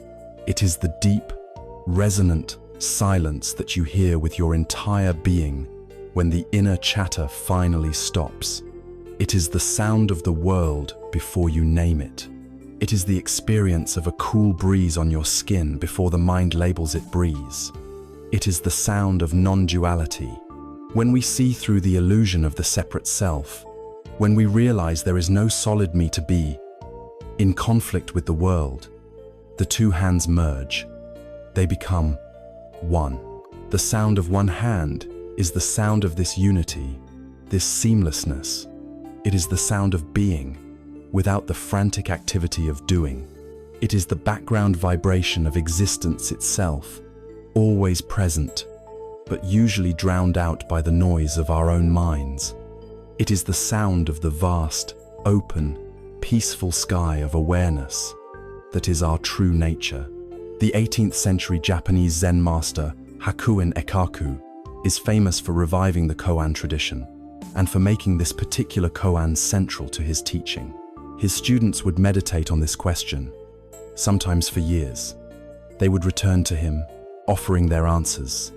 One might say, the sound of one hand is the sound of a rushing stream. Hakuin would send him away. Another might make a gesture, or remain silent, or say, it is the sound of my own breathing. Hakuin would reject them all, pushing them to go deeper, to let go of their cleverness, to abandon their search for an answer that could be expressed in words or actions. The point of the struggle was not to arrive at a correct answer. The point of the struggle was the struggle itself. It was the process of completely exhausting the seeking mind so that it would finally collapse in surrender. In that surrender, in that state of not knowing, the direct, personal experience of what the koan was pointing to would flash into being. The sound of one hand clapping, then, is not some esoteric secret hidden in a faraway monastery. It is the most intimate experience possible. It is the sound of your own being when it is at peace. It is the experience of life without the filter of the ego. It is the sound of deep rest. It is the sound of dreamless sleep. It is the sound of complete and total letting go. We do not have to strain to hear it. In fact, all our straining is what prevents us from hearing it. The sound is what remains when the striving stops. So, if this silent sound is the natural state of our being, when it is not disturbed by the effort of the ego, how do we practice hearing it? We do so by cultivating the very state that it represents. We stop trying to create silence, and instead, we learn to allow it to arise. We learn the profound, and in our busy world, the radical art of simply being. We learn the art of doing nothing, and in that intentional, sacred stillness, the silent sound of one hand finally makes itself known. The sound of one hand clapping is the sound of reality when we finally stop struggling against it. It is the inherent silence that is always present beneath the noise of our striving. So if this peace is our natural state, revealed only when our effort ceases, then the path to it is not another form of doing, but a radical act of non-doing. This leads us to a practice that is perhaps the most difficult and most rebellious in our modern world, the art of doing nothing. Our society is built on the cult of productivity.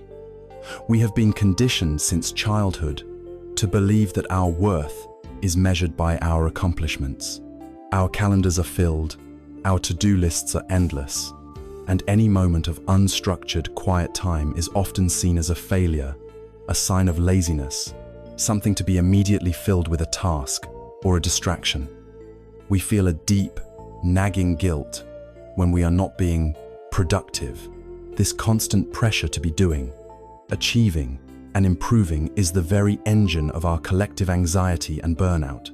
It is essential to understand what the art of doing nothing truly means. It is not apathy or laziness.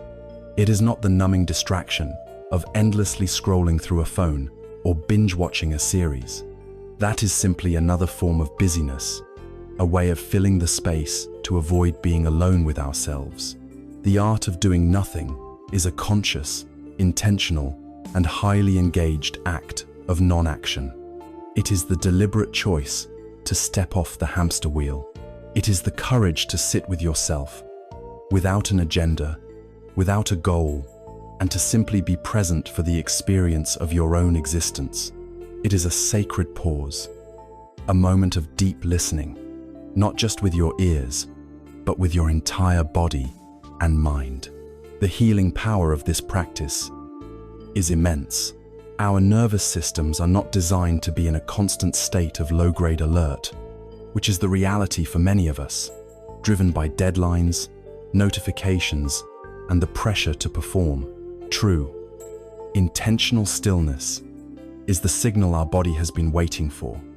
It is the signal that we are safe, that the perceived threat has passed. This allows the parasympathetic nervous system, our rest and digest and heal and restore system, to finally come online. This is when our bodies do their deepest healing. Just as importantly, our minds need this stillness. When a jar full of muddy water is shaken, you cannot see through it. You cannot make the water clear by shaking it more, or by trying to pick out the specks of mud. The only way to achieve clarity is to set the jar down and let it be still. On its own, without any effort from you, the mud will naturally settle to the bottom, and the water will become clear. Your mind is this jar of water. Stillness is not emptiness. It is the prerequisite for clarity. In the quiet, insights can bubble up from the depths.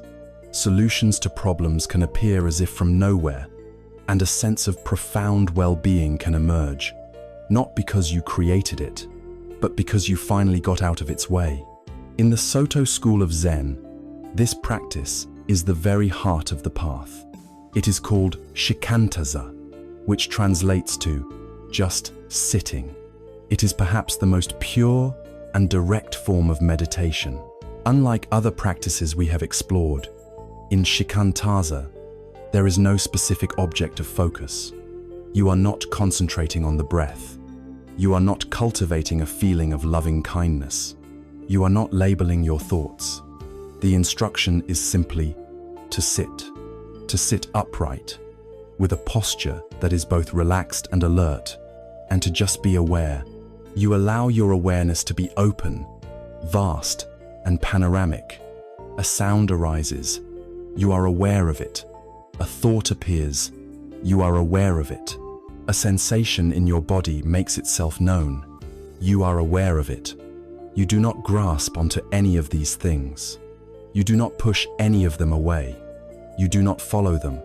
You just let everything come, let everything be, and let everything go, all while maintaining a state of simple, present, alert awareness. It is a practice of radical trust, trusting that this state of just being is, in itself, complete and enough. You are not trying to get anywhere or achieve anything. You are learning to be at home, right here, in the unfolding reality of this very moment. Of course, we cannot spend our entire lives just sitting. We have responsibilities, work to do, lives to live. The art of doing nothing is not an escape from life, but a way to transform our relationship with it. There is a classic Zen story that illustrates this perfectly. A young, eager monk approaches a wise old Zen master and asks, "Master, what was your life like before you attained enlightenment?" The master replies, "Before enlightenment, I chopped wood and I carried water." The monk, hoping for a more dramatic answer, presses on. "And what is your life like now, after you have attained enlightenment?" The master smiles gently and replies, "After enlightenment, I chop wood and I carry water." The external actions did not change. The world still presents its tasks. The difference is entirely internal. Before, he chopped wood, while his mind was striving, worrying, lost in thought about becoming enlightened. Now, when he chops wood, he just chops wood. His mind is not elsewhere. It is fully one with the rhythmic swing of the axe, the sharp scent of the pine, the crisp split of the log. When he carries water, he just carries water. He feels the weight of the buckets, the shifting balance in his shoulders, the coolness of the water splashing his feet. The peace he found in the stillness of just sitting has now infused the activity of just doing. The art of doing nothing, then, is our training ground. It is the sacred and necessary pause that allows us to reset our nervous systems, clear our minds, and touch the deep well of peace that lies within. It is in this profound stillness that we can truly hear the silent sound of one hand clapping. And this practice, this art of letting go of all doing, is the most powerful preparation imaginable for the one form of non-doing that our culture struggles with so profoundly: the simple, natural act of falling asleep. To sleep is to surrender. It is to let go of control, to release the day, to trust the darkness, and to learn how to surrender each night. We can create a gentle bridge, a conscious ritual of letting go that prepares the soil of our mind for a deep, healing, and peaceful rest. Having touched the profound stillness that comes from the art of doing nothing, we can now bring this wisdom to bear on one of the most common struggles of our time: the search for sleep. We have been taught to think of sleep as something we must get, a prize to be won at the end of a long day. We try to fall asleep. We fight for a good night's rest. But this very effort, this striving, is the opposite of what is required. Sleep is not a goal to be achieved. It is a state of surrender, to be allowed. You cannot conquer sleep.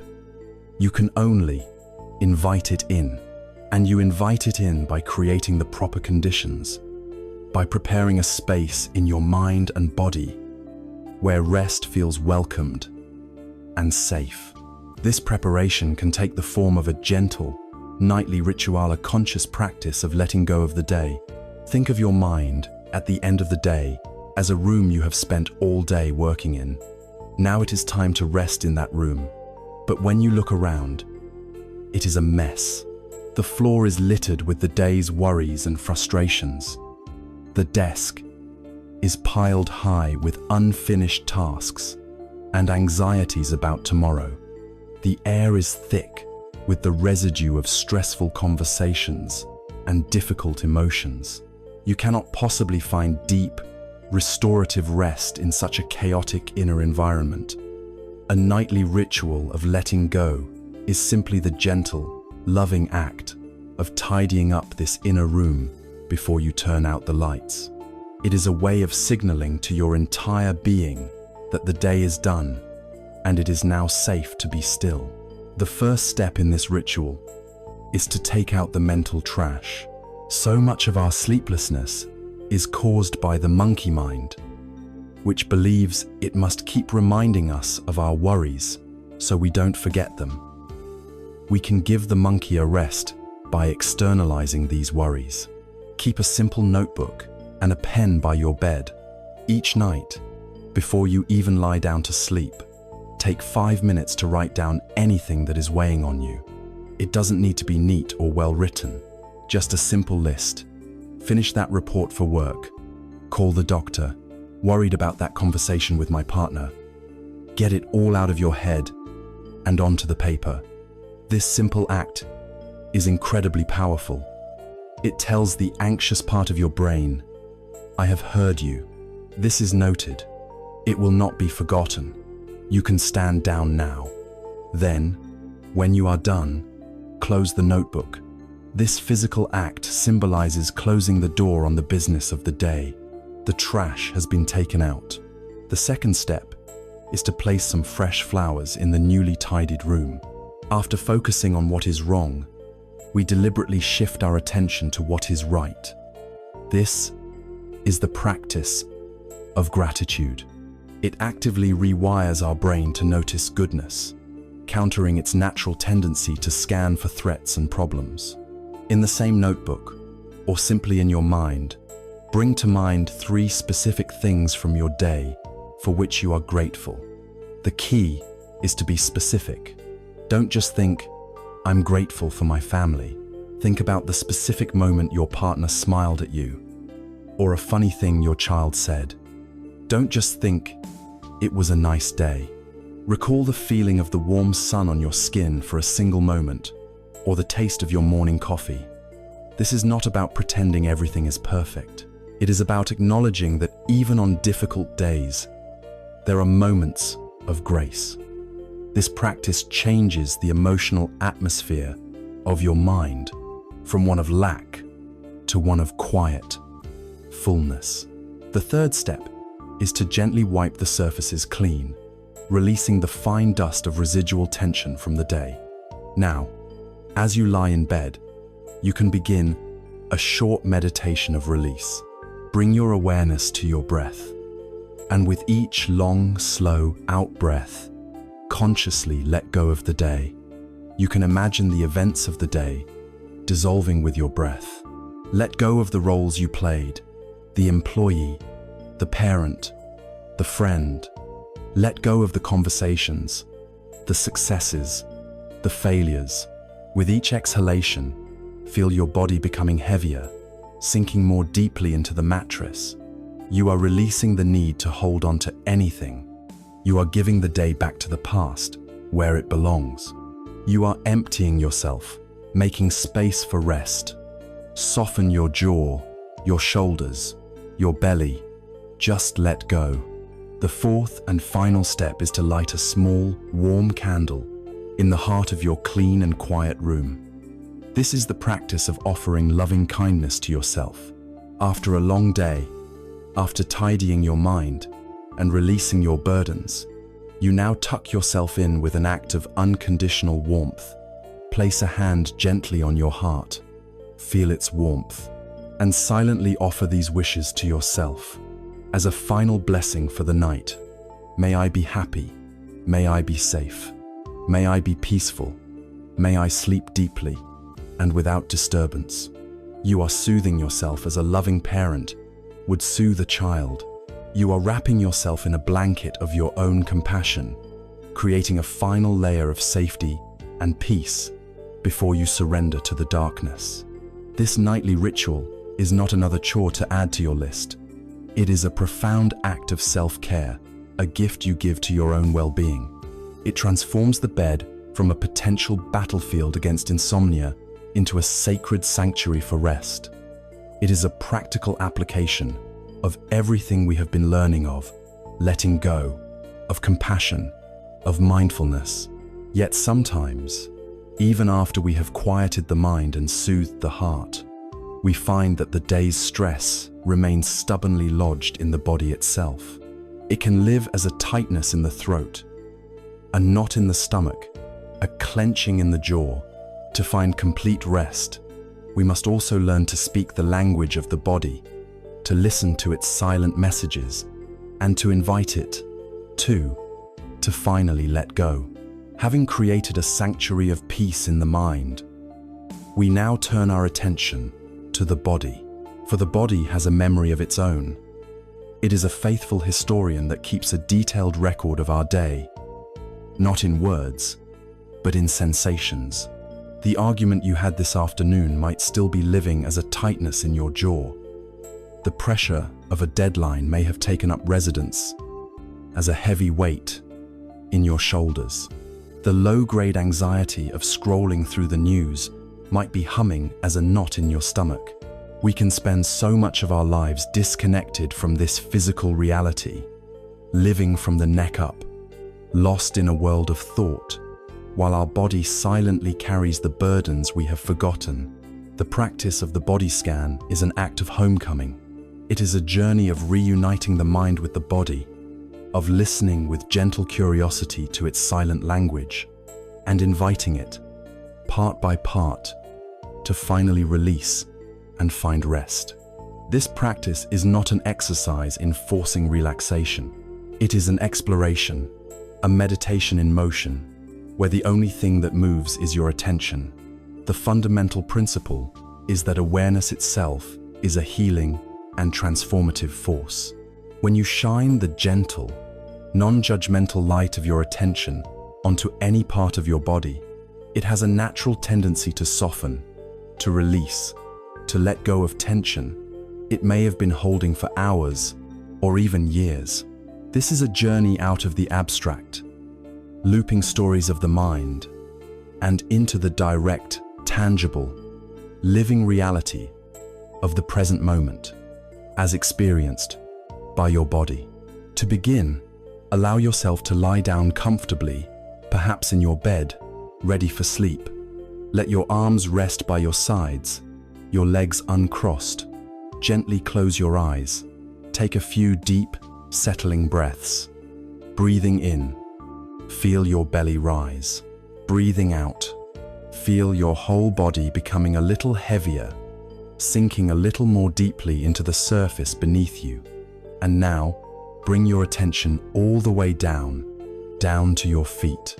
Become aware of your left foot, and bring your focus to the toes of your left foot. You don't need to wiggle them or move them, just feel them. See if you can feel the big toe, the second toe, the third, the fourth, and the little toe. You might notice a sensation of warmth, or coolness, or tingling. You might feel the pressure of a blanket, or you might feel nothing at all. And that is perfectly fine. Simply be aware of whatever is there, without judgment. Now, allow your awareness to expand, to include the sole of your left foot, the arch, the heel resting against the bed. Just feeling, just noticing.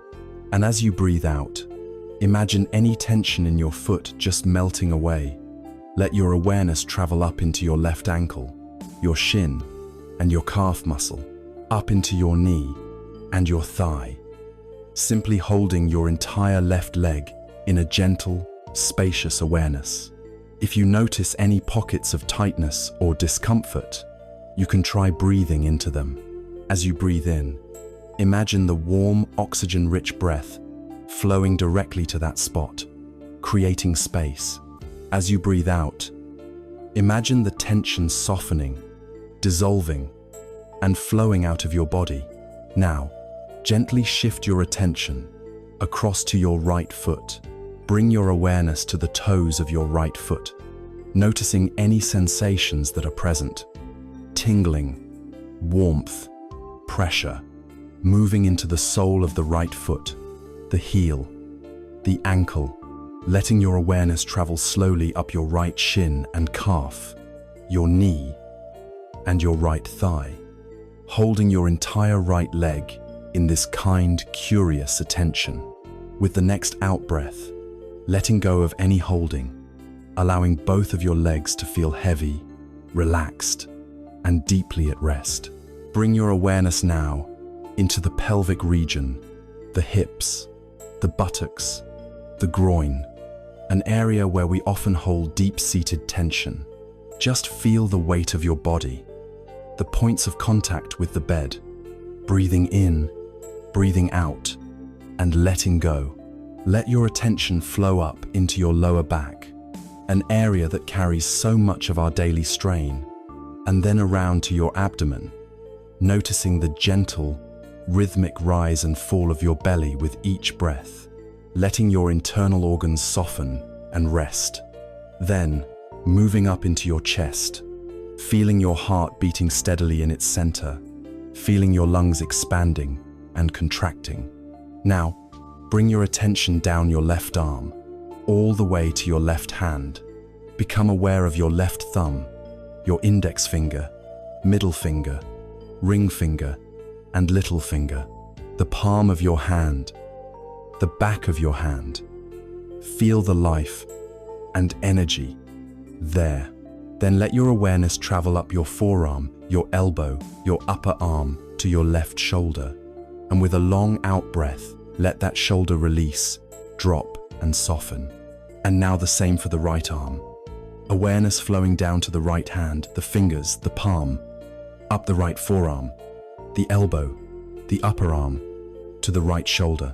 And on the out breath, letting it all go.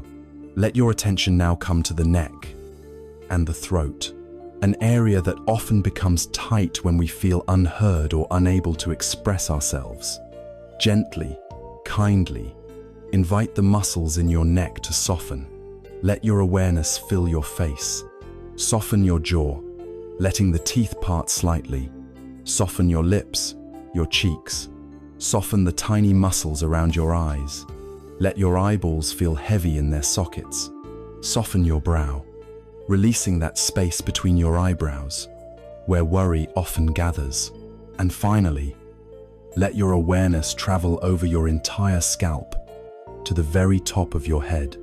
And now, for a few moments, hold your entire body, from the tips of your toes to the top of your head, in one vast, open, peaceful awareness.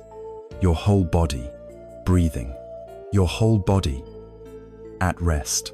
Think of a skilled musician tuning a beautiful instrument like a cello or a guitar. They do not yank the strings into place. They listen intently to each one. They know that if a string is too tight, its sound will be sharp and brittle, and it may even break. If it is too loose, its sound will be dull and lifeless.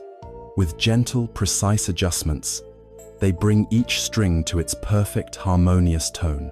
This body scan is how we tune the precious instrument of our own being. We are not forcing it into relaxation. We are lovingly listening to each part. And with the gentle touch of our awareness and our breath, we are inviting each string to find its own natural state of balance. This practice of bringing our physical body into a state of harmony, of avoiding the extremes of being too tense or too slack, is a direct, felt experience of a principle that lies at the very heart of the Buddhist path. The Buddha's great discovery was that the path to liberation is not found in extremes. It is not found in the extreme of painful self-denial, nor in the extreme of mindless indulgence. It is found in a wise, balanced, and skillful path that walks directly between them. This path is known as the middle way. And just as we have tuned our body to this middle way of relaxation, we can learn to apply this profound wisdom to every aspect of our lives. Having tuned the instrument of the body, finding that harmonious balance between tension and laxity. We arrive at a direct, physical experience of one of the most profound and practical teachings of the Buddha, the middle way. This was the great discovery he made that formed the very foundation of his path. It is a path of profound wisdom that skillfully navigates between two dangerous extremes, like a highway running on solid ground between two deep and treacherous ditches on either side. On one side is the ditch of sensual indulgence, and on the other, the ditch of self-mortification. And our modern lives, especially our struggles with restlessness and sleep, constantly tempt us to fall into one or the other. First, let us look at the ditch of sensual indulgence. This is the path our consumer culture champions every single day. It is the belief that happiness and peace can be found by maximizing pleasure, by gratifying every desire, and by frantically avoiding any form of discomfort. When we feel the inner friction of anxiety, loneliness, or boredom, this is the path that tells us to immediately numb it.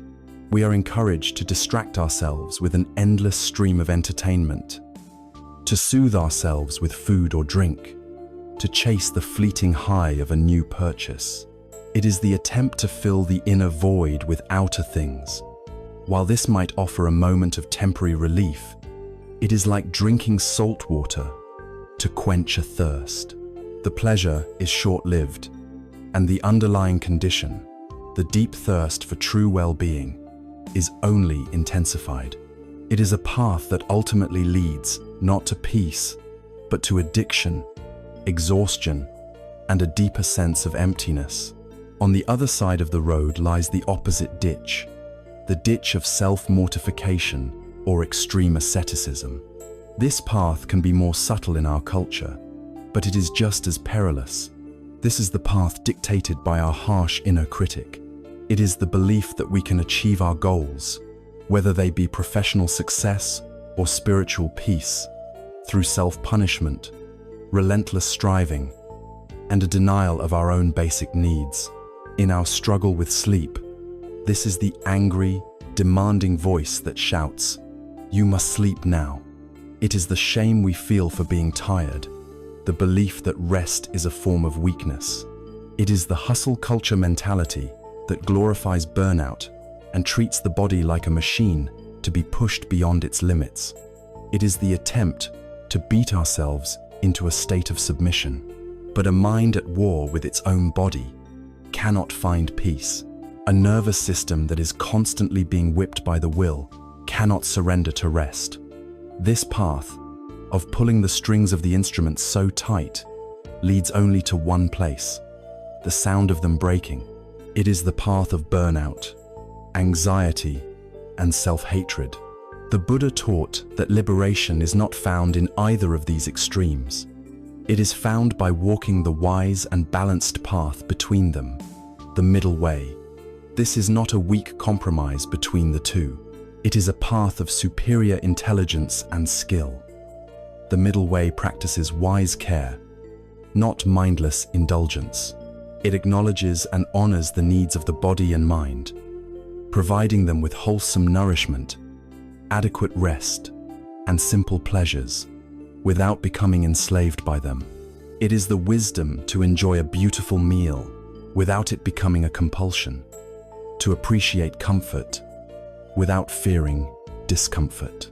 It is the path of treating your body not as an enemy to be punished or a pleasure machine to be exploited, but as a precious vehicle for your journey, one that requires gentle maintenance and care. Simultaneously, the middle way practices wise effort, not self-punishing asceticism. It recognizes that growth requires discipline and diligence, but this effort is guided by compassion, not contempt. It is the steady, persistent effort of a gardener tending her plants, not the violent, frantic effort of a soldier in battle.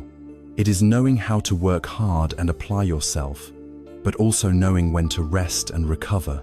It is having the courage to face difficulty, and lean into discomfort for the sake of learning, but not seeking out pain as a badge of honor. It is the path of balance, of harmony, of sustainable growth. Peace is found here, in the dynamic, moment-to-moment art of navigating life with this balanced skill. The most powerful illustration of this path is the story of the Buddha's own life. He began his journey at one extreme. As Prince Siddhartha, he lived a life of ultimate, sensual indulgence. He was surrounded by every imaginable luxury, shielded from every sight of suffering. His every desire instantly gratified. He had beautiful palaces, fine clothes, delicious food, and constant entertainment. Yet, in the midst of this perfect pleasure, he felt a profound spiritual emptiness, a sense that something was deeply wrong. He realized that this path of indulgence could not lead to true or lasting happiness. And so, he swung to the other extreme. Leaving the palace, he became a wandering ascetic, determined to find liberation through radical self-denial. For 6 years, he practiced the most severe forms of self-mortification. He fasted until his ribs protruded and his spine was visible through his stomach. He slept on beds of thorns. He held his breath until he felt excruciating pain. He pushed his body and will to the absolute brink, believing that he could torture himself into a state of purity. But at the end of these 6 years, all he found was weakness, despair, and the realization that a mind in a tortured body could not possibly become clear or luminous. He had proven to himself that this path, too, was a dead end. One day, having collapsed from exhaustion by the banks of a river, a young village girl named Sujata offered him a simple bowl of milk rice. In that moment, he made a pivotal choice. He accepted her offering, abandoning the path of extreme self-punishment. As the simple, nourishing food brought strength back to his body, it also brought a profound clarity to his mind. He recognized that both indulgence and asceticism were fruitless. The true path lay in the middle. With his body now nourished, and his mind balanced, no longer distracted by pleasure nor tormented by pain, he sat down beneath a large tree, the Bodhi tree, and with this newfound balance, he meditated through the night and attained full enlightenment. The middle way was not a theory for him. It was the lived experience that unlocked the door to ultimate freedom. This, then, is the path we are invited to walk, a path of balance, wisdom, and compassionate self-care. It is the path that allows us to engage with the world in all its complexity, with its joys and its sorrows, without being thrown into the ditches of craving or aversion. It is a dynamic and ever-adjusting practice of finding our equilibrium. And this leads to a vital question. How do we walk this balanced path when the ground beneath our feet is often so messy, so chaotic, so imperfect? The next step in our journey is to understand that the very mess of our lives, the very mud of our existence, is not an obstacle to our path. In fact, it is the only soil in which the flower of wisdom can truly grow. After walking this path of balance, of wise and gentle attention, a natural question arises. It is perhaps the most practical question of all. How do I maintain this balance, this peace, when I am not sitting quietly in meditation, but am caught in the whirlwind of my actual life? My life is not a serene monastery. It is a world of crying children, demanding bosses, traffic jams, and unexpected bills. It is a world of noise, chaos, and pressure. How can the stillness we have touched possibly survive in the face of all that? This is the bridge. We must now cross the bridge from formal practice to life itself. The great secret is that the goal is not to create a life free from chaos. The goal is to cultivate a mind that can be at peace within the chaos. True, Sustainable peace is not the absence of waves on the ocean. It is the ability to be the deep, silent stillness of the ocean floor, while the waves of life inevitably rise and fall on the surface. To understand how this is possible, we can turn to one of the most beautiful and profound symbols in all of Eastern philosophy, the lotus flower. The lotus is a flower of exquisite beauty. It blossoms with pristine, radiant petals, opening to the sun, unstained and perfect. But the most remarkable thing about the lotus is not its beauty, but where it comes from. The lotus does not grow in a manicured garden or a pristine field. It grows only in the deepest, thickest, darkest mud. Its roots are in the muck and the mire at the bottom of the pond. And from this mud, it sends a stalk reaching up through the murky water until it finally breaks the surface and blossoms in the pure air and light. The great spiritual teacher, Thich Nhat Hanh, distilled this truth into a simple, powerful phrase: no mud, no lotus. We spend so much of our lives trying to avoid the mud. We see our difficulties, our frustrations, our sorrows, our anger, sufferingas, unfortunate obstacles on our path to happiness. We believe that if we could just get rid of all the mud, then we could finally be peaceful. But the path of wisdom reveals the opposite. The mud is not an obstacle to the lotus. The mud is the essential ingredient for the lotus. The rich, messy, difficult, and painful experiences of our lives are the very compost that provides the nutrients for wisdom, compassion, and patience to grow. Your difficult job is the mud. Your challenging relationship is the mud. Your anxiety, your restlessness, your grief, it is all the mud. And the practice is not to run from it, but to learn how to transform it into a lotus. How do we do this? We do it by weaving the threads of our practice into the fabric of our ordinary, everyday activities. We learn to bring mindful attention to the moments we usually rush through on autopilot. When you are washing the dishes, you have a choice. You can stand at the sink while your mind is a million miles away, lost in resentments about the past or worries about the future, in which case the act of washing dishes is a chore and a source of stress.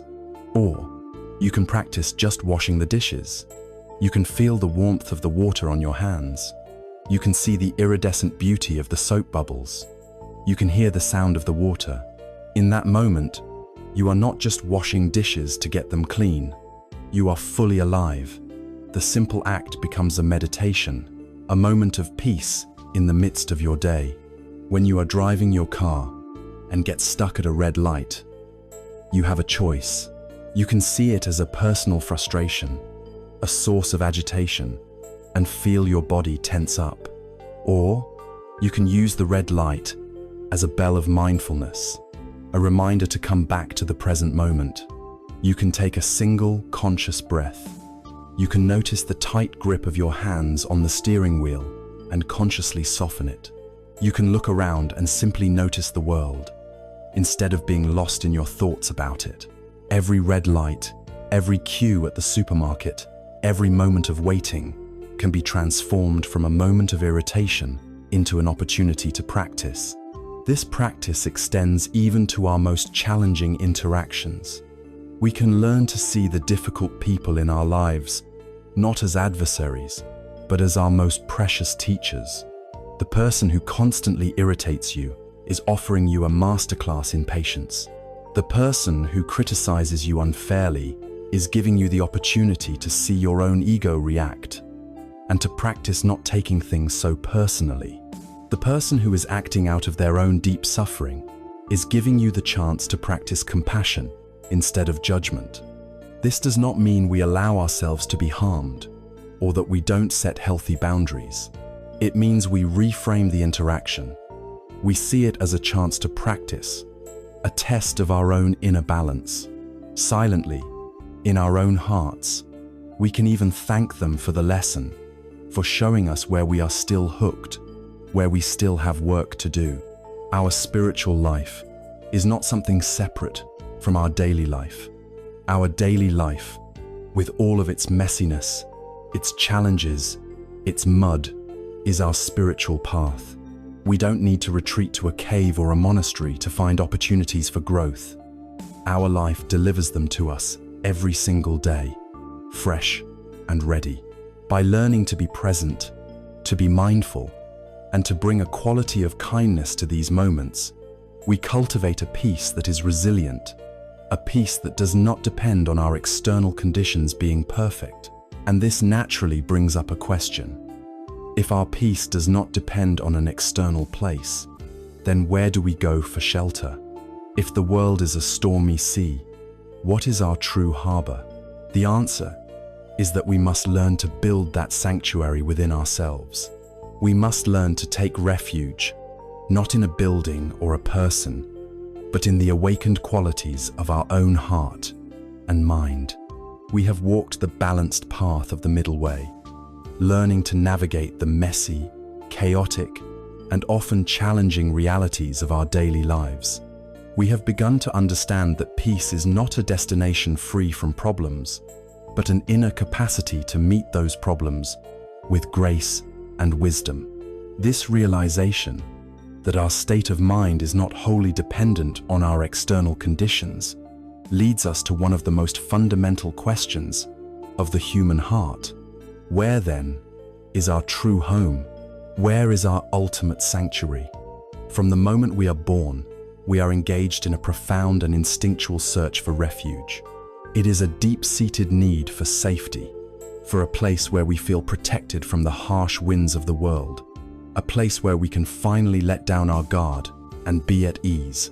Our society directs this search outwards.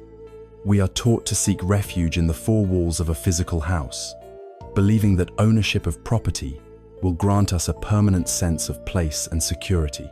We seek refuge in the arms of a romantic partner, hoping that their love will be an impenetrable shield against loneliness and fear.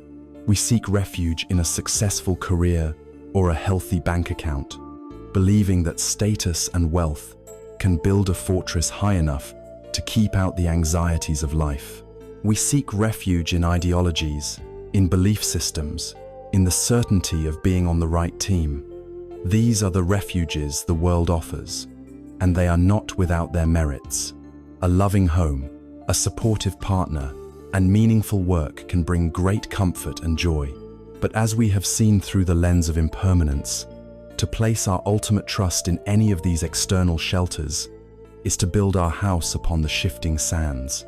A physical home can be a source of immense stress, a cage of mortgages and endless repairs, or it can be lost to disaster or misfortune. A loving relationship, as beautiful as it is a dance between two ever-changing human beings. It is subject to misunderstanding, sickness, and the finality of separation. Even the most devoted partner cannot live inside our mind and soothe our deepest existential fears in the middle of the night. A career can end in a single afternoon. Our health can turn on a dime. Our wealth can vanish. Our belief systems, if held too rigidly, can become brittle prisons, sources of conflict that shatter against the complex, nuanced reality of life. The very things we turn to for ultimate safety are, by their very nature, unreliable. And so, the path of wisdom does not ask us to abandon these worldly comforts, but it gently insists that we stop asking them to be something they can never be, a permanent, unshakable sanctuary. It invites us, instead, to begin the most important construction project of our lives, the building of a refuge within. In the Buddhist tradition, this is known as taking refuge. These words can be misleading to a modern ear, suggesting a passive act of faith or a conversion to a dogmatic religion. But its true meaning is far more active, psychological, and empowering. It is a conscious, deliberate orientation of one's life toward that which is timelessly true and liberating. It is a personal declaration of independence from the tyranny of the unreliable. It is the moment we decide to stop placing our ultimate hope for peace and security in the fleeting and the fragile, and to start cultivating, with our own effort, what is stable, true, and indestructible within our own consciousness. It is the beginning of true self-reliance, not a reliance on the fickle, conditioned ego, but a deep trust in our innate capacity for wisdom, clarity, and peace. This inner sanctuary is traditionally described as the three jewels, or the three treasures, the Buddha, the Dharma, and the Sangha. To make this a living reality, we must learn to see them, not as historical artifacts or external institutions, but as vital, breathing qualities of our own deepest nature, available to us in every single moment. The first jewel is taking refuge in the Buddha. This has very little to do with praying to the historical figure, Siddhartha Gautama, who lived 2,600 years ago. It means taking refuge in the Buddha nature, that is the very essence of your own mind. The word Buddha simply means one who is awake. To take refuge in the Buddha is to place your trust in your own innate, boundless capacity to be awake. It is to trust in the part of you that can see the truth, the part of you that is capable of profound compassion and unshakable peace. The historical Buddha is simply the great proof, the inspiring evidence that this potential is not a myth. He was a human being who, through his own efforts, woke up. His journey is a testament to the fact that the sky of awareness, which we have spoken of, is our true nature. Think back to our practice of observing the mind. When you were lost in a storm of angry thoughts, what was the part of you that was able to notice? Anger is here. That noticing presence, the part that is not itself angry, but is simply aware of the anger, that is the Buddha nature at work. When you felt overwhelmed by sadness, but could still recognize, this is a cloud passing through the sky of my mind. The sky itself is your inner Buddha. It is the silent, spacious, non-judgmental witness that is always present beneath the noise of your personality. Taking refuge in the Buddha is the ultimate act of empowerment. It is deciding to trust your own clear-seeing awareness more than you trust the second-hand, fear-based chatter of your ego. It is trusting that you, yourself, have what it takes to be free. The second jewel is taking refuge in the Dharma. This is not about the blind acceptance of scripture or dogma. It means taking refuge in the truth of the way things are. The Dharma operates on several levels. On one level, it is the universal law of nature. It is the law of impermanence, that all things change. It is the law of cause and effect, that kind actions tend to lead to peaceful results, and harmful actions tend to lead to painful results. To take refuge in this aspect of Dharma is like being a sailor who trusts the laws of physics. She doesn't fight the wind. She learns how to work with it. She doesn't resent buoyancy. She builds her boat in accordance with it. To trust the Dharma is to stop fighting reality and to start aligning our lives with how things actually work. On another level, the Dharma is the path, the collection of teachings and practices like the Four Noble Truths and the Eightfold Path that serve as a reliable map for navigating the territory of our own minds. It is the accumulated wisdom of countless beings who have walked this path before us and have found their way out of the forest of suffering. To take refuge in the Dharma is to trust that the path is sound, that the instructions are clear, and that if we apply them with diligence, we too will find our way. And on the most intimate level, the Dharma is our own direct experience of the truth. When you practice letting go of a grudge and feel the immediate relief in your own heart, that relief is the Dharma. When you practice mindfulness of the breath and touch a moment of pure, simple peace, that peace is the Dharma. It is not an abstract theory. It is a living, verifiable reality that unfolds within our own experience when we put the teachings into practice. The third jewel is taking refuge in the Sangha. On the outer level, this means taking refuge in the community of fellow travelers on the path. This is the refuge of spiritual friendship. To have friends with whom you can speak openly about your inner life, who can inspire you when you feel lost and gently guide you when you are straying, is an immeasurable treasure. We are social creatures, and practicing in a vacuum is incredibly difficult. The support and companionship of a Sangha can be the very thing that keeps us on the path. But on a deeper, inner level, taking refuge in the Sangha is taking refuge in the truth of our profound interconnectedness with all of life.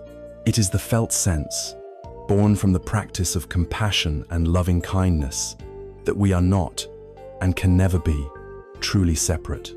It is seeing the universe in a cup of tea. It is recognizing that our well-being is inextricably linked to the well-being of the farmer who grew our food, the sanitation worker who keeps our city clean, the bee that pollinates the flowers. It is looking at any other person, stranger or friend, and recognizing that they, like us, are simply trying to find happiness and avoid suffering. This refuge in the Sangha is the ultimate antidote to loneliness. It dissolves the illusion of the separate, isolated self and allows us to feel at home in the vast, intricate web of all existence. There is a simple and powerful metaphor for this inner sanctuary: the turtle. The turtle moves through the world carrying its home upon its back. It is its own refuge. When danger approaches, the turtle does not panic and search for an external hiding place. It does not need to. It simply and calmly withdraws its head, its limbs, its tail, into the safety and protection of its own shell. There, it can weather the storm. The practice of cultivating the three inner jewels is the process of growing our own shell. Our awakened awareness, the Buddha within, is the vast, spacious interior of the shell. The unshakable truth of the Dharma is the hard, protective, outer surface of the shell. And the deep knowing of our interconnectedness, the Sangha, is the fact that the shell is not a separate object, but an integral part of our own being. When the storms of life rage, when we are faced with loss, criticism, or fear, we can learn to do as the turtle does. We can consciously withdraw our attention from the outer chaos and rest in the inner sanctuary of our own mindful, wise, and compassionate heart. To live this way is to be free from the desperate, anxious search for safety in a world that can offer none. It is to walk with a quiet confidence, a deep-seated resilience that comes from knowing that, no matter what happens externally, you have an inner home that can never be taken from you. You are no longer homeless in the universe. And when you finally feel truly and deeply at home, your entire posture toward life changes. You no longer look at the world with the eyes of a hungry refugee, constantly asking what you can get. Instead, you begin to look with eyes of wonder, seeing what is already here, what is constantly being given. Your heart, now secure in its own home, naturally begins to overflow with a simple, profound, and deeply healing sense of appreciation for the miracle of it all. This is the spontaneous blossoming of gratitude. Having built a sanctuary within, having found our true home in the unshakable refuge of our own awakened nature, our entire posture towards the world begins to shift.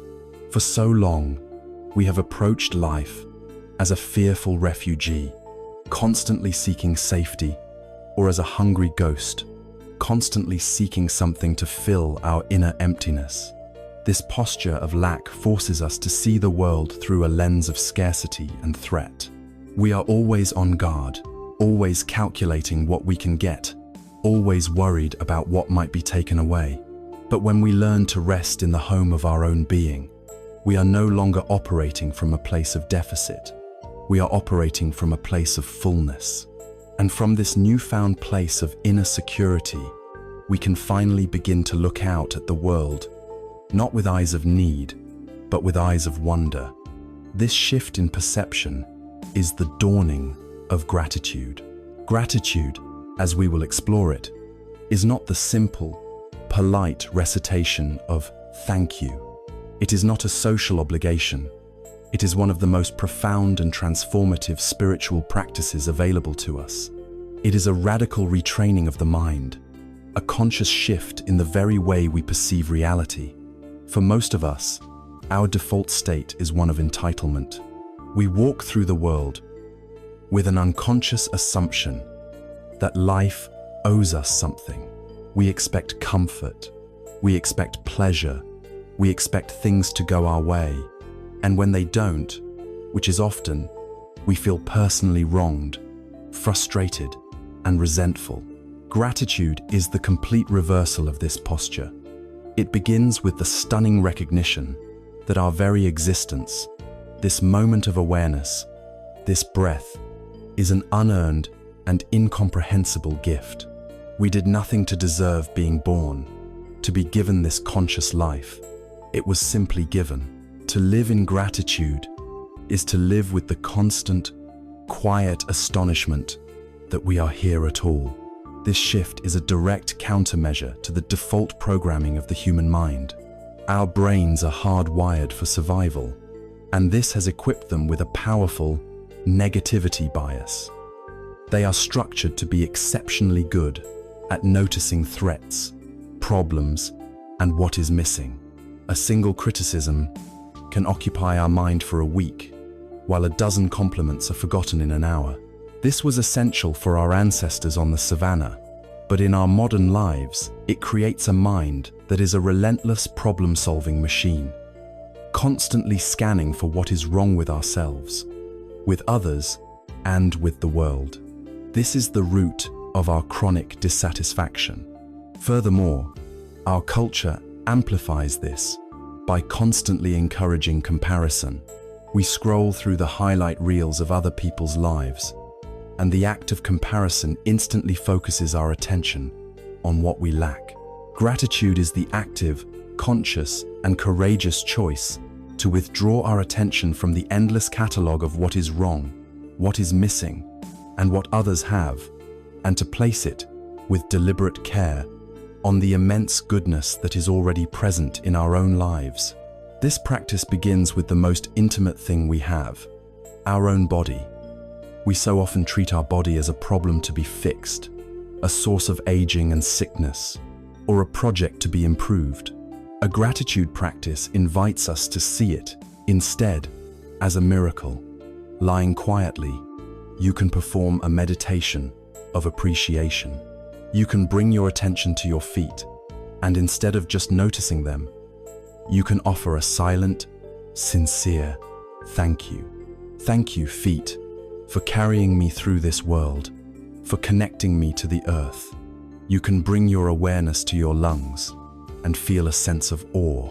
Thank you, lungs, for breathing for me all day and all night, a constant, faithful rhythm I never have to command. You can feel your heart beating in your chest. Thank you, heart, for pumping life through me, tirelessly, for all these years. You can extend this to your senses. Thank you, eyes, for the gift of color and light. Thank you, ears, for the gift of music and the sound of a loved one's voice. By doing this, you transform your relationship with your own body from one of conflict to one of deep friendship and reverence. From there, we expand our gratitude to the so-called ordinary moments of our lives, to see them as extraordinary. Let us look again at our simple cup of tea, but this time, let us look with the eyes of a poet, with the eyes of a mystic. Let us practice seeing its true nature.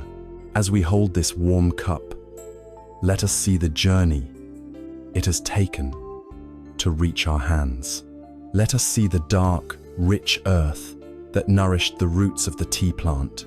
Let us see the sun, 93 million miles away, whose light became the life of the leaves.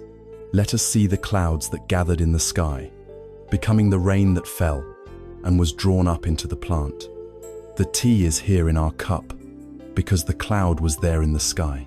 When we look deeply, we see the cloud in our tea. Let us see the hands of the farmer, calloused and careful, who picked these very leaves. Let us see the factory worker, the truck driver, the shopkeeper. Let us see the potter, whose hands shaped the clay from the earth into this vessel. Let us see the fire of the kiln, the miners who drew the metal from the ground to make the pipes that brought the water to our home. To see the tea in this way is to see the truth of what the teacher, Thich Nhat Hanh, called into being. It is to see that the tea is empty of a separate, independent existence, but it is full of the entire cosmos. The simple act of drinking tea becomes an act of communion with the universe. And for this, how can we not feel a profound sense of gratitude? This way of seeing can be applied to everything. It can even be applied to our difficulties. This is a more advanced practice, but it is deeply transformative. While we are not grateful for pain itself, we can learn to be grateful for the lessons that our challenges teach us. We can look back at a past failure and think, "Thank you, failure, for teaching me humility and the wisdom of what not to do." We can look at a difficult relationship and think, "Thank you, difficult person, for showing me my own triggers, for teaching me the meaning of patience." This is the ultimate expression of the no mud, no lotus principle. It is seeing that even the mud of our lives is a gift, the very fertilizer for our growth. When we live this way, the practice of gratitude begins to heal our deepest afflictions. A heart that is genuinely full of thanks for the warmth of the sun has very little space left to harbor the cold stone of resentment. Gratitude softens the ego. The ego is built upon a story of self-importance. I accomplished this. I deserve this. I was wronged in this way. Gratitude, especially the practice of seeing into being, reveals the truth that everything we are and everything we have is the result of countless causes and conditions that are utterly beyond our control. It replaces arrogance with a deep and humble awe. This humility naturally gives rise to generosity. When you feel in your very bones that you have been given the incomprehensible gift of life itself, the natural response is not to ask, "What more can I get?" but to ask, "What can I offer in return?" A grateful heart is a generous heart. Most profoundly, gratitude is the direct path to joy. We often confuse joy with pleasure. Pleasure is dependent on external things, good food, entertaining movies, positive experiences. It is fleeting.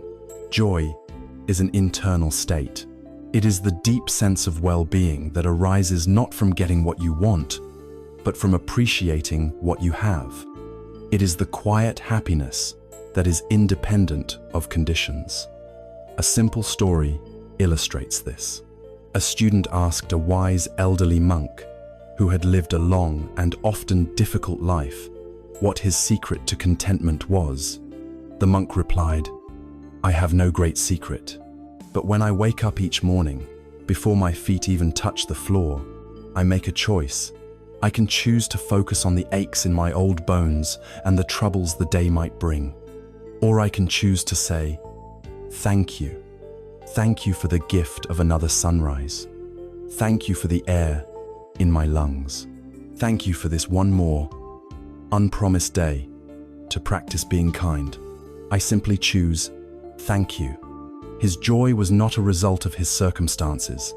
It was a result of his choice of where to place his attention. To live in a state of gratitude is to fall in love with your life, just as it is. It is to recognize that you are a participant in a miracle. This profound, heartfelt appreciation for the preciousness of being alive provides the ultimate foundation for facing life's greatest certainty. When you see your life not as a mundane possession you are entitled to, but as a brief, beautiful, and sacred gift that you have been allowed to hold for a short time, your relationship with its end is transformed. You are less afraid of losing something you know you never truly owned. A heart that is filled with thanks for the journey is the heart that can face the end of the road with the most grace. And so, the practice of gratitude prepares us, in the most gentle way possible, to look with wisdom and an open heart at the great mystery of our own impermanence.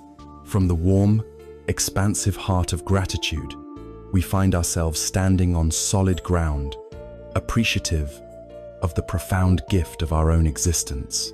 It is from this stable, heartfelt place that we can now turn to face the great mystery, the one truth that our culture has wrapped in layers of fear, denial, and avoidance. We turn to face the truth of our own death. In our modern society, death is treated as an adversary. It is a medical failure, a taboo topic whispered about in hushed tones, an event to be sanitized and kept out of sight. We have become experts at distracting ourselves from our own mortality, filling our lives with noise and activity in a frantic attempt to outrun the one appointment that everyone, without exception, must keep. But the path of wisdom teaches a radical alternative. It reveals that the regular, gentle, and clear-eyed contemplation of death a practice, known as Maranasatius, not a morbid obsession. It is, in fact, one of the most powerfully life-affirming practices imaginable. It is the dark, rich soil from which an authentic and meaningful life can grow. It is only by learning to fully embrace the fact that our lives are finite, that we can learn to live them as if they truly matter. This practice is not about generating fear, but about cultivating wisdom through clear seeing. It begins with a simple, structured reflection on the undeniable facts of our situation. The first is the sheer, absolute certainty of death. It will come for us. We can look through history at the most powerful emperors, the most brilliant artists, the most celebrated beauties, the wealthiest titans of industry. All are gone. We can look at the natural world, where every great tree eventually falls, every star eventually burns out. There are no exceptions. The ego, in its quiet arrogance, often carries a subtle feeling that it is special, that the rules might not apply to it. The contemplation death is certain, and it will come for me cuts through this delusion. It is the great equalizer, the ultimate ground of our shared humility. The second great fact is that while the event of our death is certain, the time of our death is completely, terrifyingly uncertain. We may have another 50 years, or 50 days, or we may not have until this evening. We simply do not know. Our culture teaches us to live as though we have an infinite line of credit on time. We postpone our joy. We delay our forgiveness. We put off our dreams, telling ourselves someday. The contemplation of this uncertainty is the antidote to the poison of procrastination. It is not meant to create a state of constant panic, but to instill a sense of wise urgency. It invites us to ask, with sincerity and courage, if I knew for certain that I had only 1 year left to live, what would I stop doing immediately? What grudges would I let go of? What fears would I push through? What would I finally start doing? Who would I tell that I love them? Then, we can shrink the time frame. What if it was 1 month, 1 week, What if it was only this one single day? This reflection acts as a powerful clarifying filter, burning away the non-essential and leaving behind only what is truly, deeply important to our hearts. From here, our contemplation can move closer to home, to the very vessel of our life, our body. We spend so much time and energy preserving, improving, and identifying with our physical form. The practice invites us to gently acknowledge the truth. This body, which I cherish and depend upon, is of a nature to get sick, to grow old, and it will one day grow cold and still. It is not truly me, and it is not mine to keep. This is not to create aversion, but to loosen the tight grip of our attachment. When we understand this, we can begin to treat our body with care and appreciation for the temporary gift that it is, rather than with the anxious clinging of a fearful owner. We contemplate that at the moment of death, we will be separated from everyone we love and everything we possess. Our relationships, our accomplishments, our home all will be left behind. The pain of this thought is not meant to be masochistic. It is meant to shock us into appreciating these things fully, right now. To not take our loved ones for granted, to be present with them, to love them without reservation, in the precious, unrepeatable moments we have together. As the contemplation deepens, we face the fact that this final transition is a solitary journey. We may be fortunate enough to be surrounded by love and care, but the actual experience of dying is uniquely our own. No one can do it for us. This recognition fosters a sense of profound inner strength and self-reliance. It encourages us to cultivate the inner resources, the peace, the wisdom, the compassion that will be our only true companions in that ultimate moment. This leads to the most crucial contemplation of all. At the moment of my death, the only thing that will be of any real value is the quality of my own mind.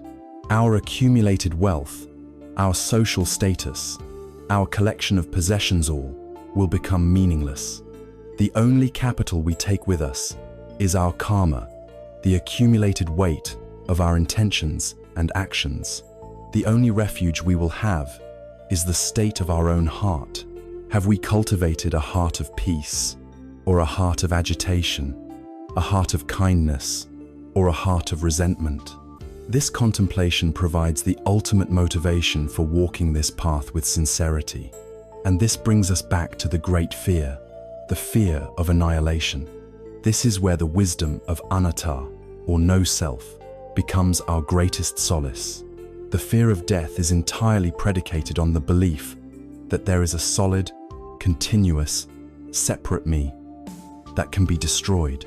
But as we have seen, when we look for this me, we cannot find it. We find only a flowing, interdependent processor temporary bundling of body, feelings, perceptions, thoughts, and consciousness. So, what is it that dies? There is no thing to be annihilated. There is only the dissolution of the process. The pattern ceases, the bundle comes apart. The energy that sustained it transforms and flows back into the great web of life. The most beautiful metaphor for this is that of a wave on the ocean. Imagine a single, magnificent wave rising from the deep. It has a birth, a beginning. It gathers form and power, a unique identity that distinguishes it from all the other waves. It travels across the vast surface of the sea, its face catching the sunlight, its crest trailing white foam. It has a life, a story, a journey. From its own perspective, it might feel entirely separate, a distinct entity called me, the wave. And as it sees the shoreline approaching, it might feel a terrible fear, a dread of its own impending end, of its destruction upon the sand. And indeed, when the wave reaches the shore, it crashes, and its unique form dissolves into a surge of water and foam. The wave, as a wave, is no more. It has died.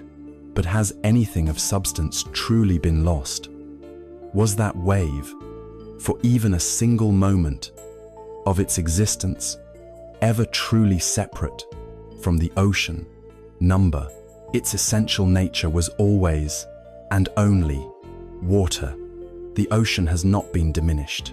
The water that composed the wave has not been destroyed. It has simply returned to its source, its form released, its substance rejoining the boundless whole, ready to be gathered up by the winds of cause and effect, and to rise again, somewhere else, as a new and different wave. Our lives are like this. We rise from the great, mysterious ocean of being. We take on a unique form, a name, a personality, a story. We journey for a time. But our fundamental nature is not that of the temporary separate wave. Our true nature is that of the timeless, boundless ocean itself. Death is not our erasure.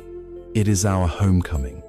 It is the release of our temporary form back into the wholeness from which we were never, in truth, separate. To contemplate death in this way is not to become morbid or depressed. It is to become fully alive. It is the practice that infuses every moment with a vibrant, precious quality. It gives us the courage to be authentic because we realize we have no time to waste living a life that is not our own. It gives us the wisdom to forgive easily because we understand that life is too short to carry the heavy burden of grudges. It inspires us to love with our whole heart because we know our time together is a finite and sacred gift.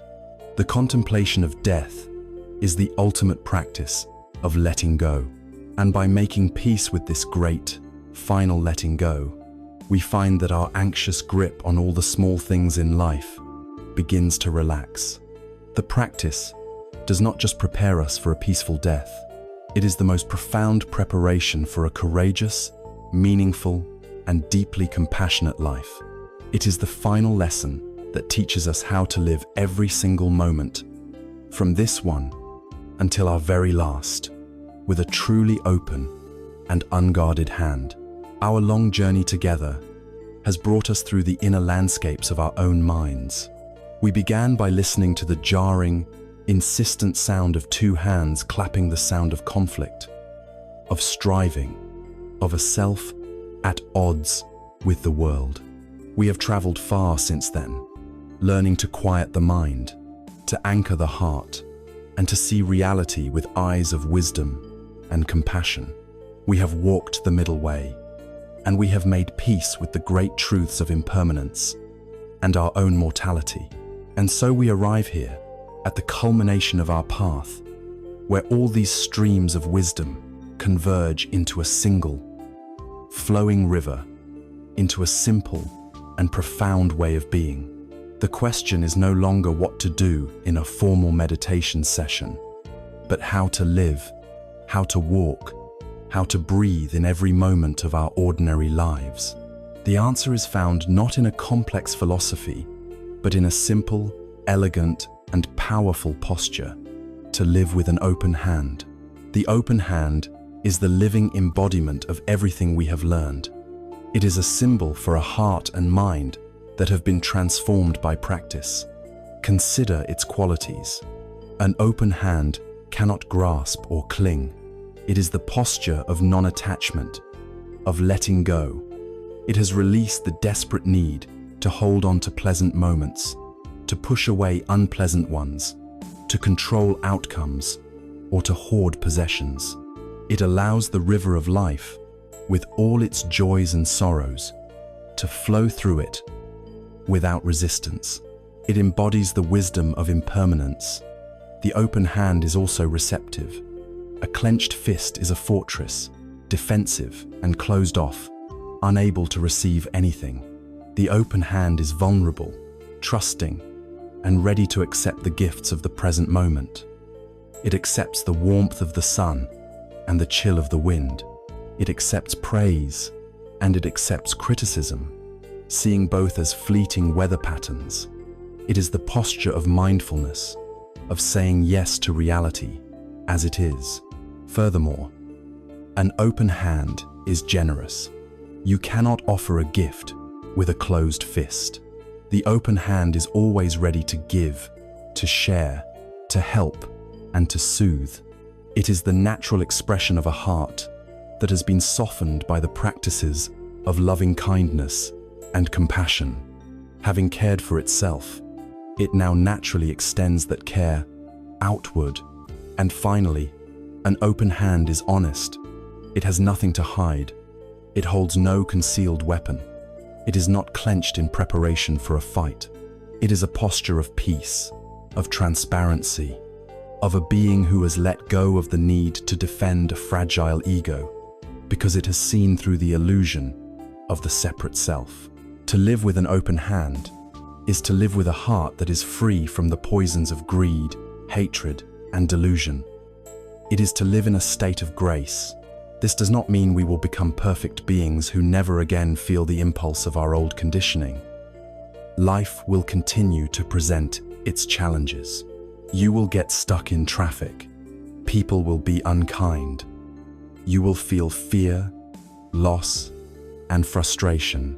In those moments, you will feel the old, familiar instinct to clench your fist, to tighten your jaw, to brace for a fight. The practice is not to achieve a magical state where this impulse never arises. The practice is to cultivate such a deep and intimate awareness of your own inner world that you can feel the clenching begin. You can notice the first flicker of irritation, the first tightening of fear, and in that precious moment of mindfulness, you have a choice. You can consciously breathe into the tension. You can remember the wisdom of the open hand. And with a kindness born of deep self-compassion, you can gently, deliberately choose to soften, to release, and to open your hand once more. The path is not a single heroic victory, but a continuous series of these small, courageous, and compassionate choices. To live this way is not to become passive or weak. The open hand is not a limp and lifeless hand. It is a hand that can act with immense skill and power, but the source and quality of its action have been fundamentally transformed. The clenched fist acts from the chaotic, reactive energy of fear, desire, and ego. Its actions are often clumsy, forceful, and create further conflict. The open hand acts from a place of deep stillness, clarity, and wisdom. Its actions are not panicked reactions, but skillful responses. They are infused with the peace that has been cultivated in silence. It is the difference we saw in the enlightened Zen master who still chops wood and carries water. The activity is the same, but his entire being is present, calm, and one with the action. His work is no longer a chore done by a striving ego, but a meditative dance performed by a peaceful heart. This is skillful living, where our doing flows effortlessly from our being. There is a final, simple parable that captures the essence of this entire path. A person who was very thirsty came to a clear, beautiful stream. Overjoyed, he plunged his hands into the water and, wanting to possess it, to make sure he didn't lose a single drop, he clenched his hands into tight fists. But the tighter he squeezed, the more he tried to own the water, the faster it slipped out between his fingers. In the end, he was left with nothing but two empty, aching hands. He tried again and again, with the same result. Finally, exhausted and discouraged, he just sat by the stream. He watched how the water flowed, how it yielded, how it was powerful in its softness. Then he understood. He relaxed his hands. He went back to the stream and simply formed them into a gentle, open cup. He did not try to grasp or control the water. He simply created a welcoming space for it. And the water, without any effort on his part, rested in his open palms, allowing him to drink deeply and quench his thirst. Peace, happiness, love, and life itself are like this water. The more we try to clench our fists around them, the more we try to control and possess them, the more they elude us. The entire journey we have undertaken has been the process of learning, slowly and patiently, how to unclench our fists. The sound of one hand clapping, that great mystery we began with, is no longer a riddle. It is the felt experience of a life lived from this place of openness.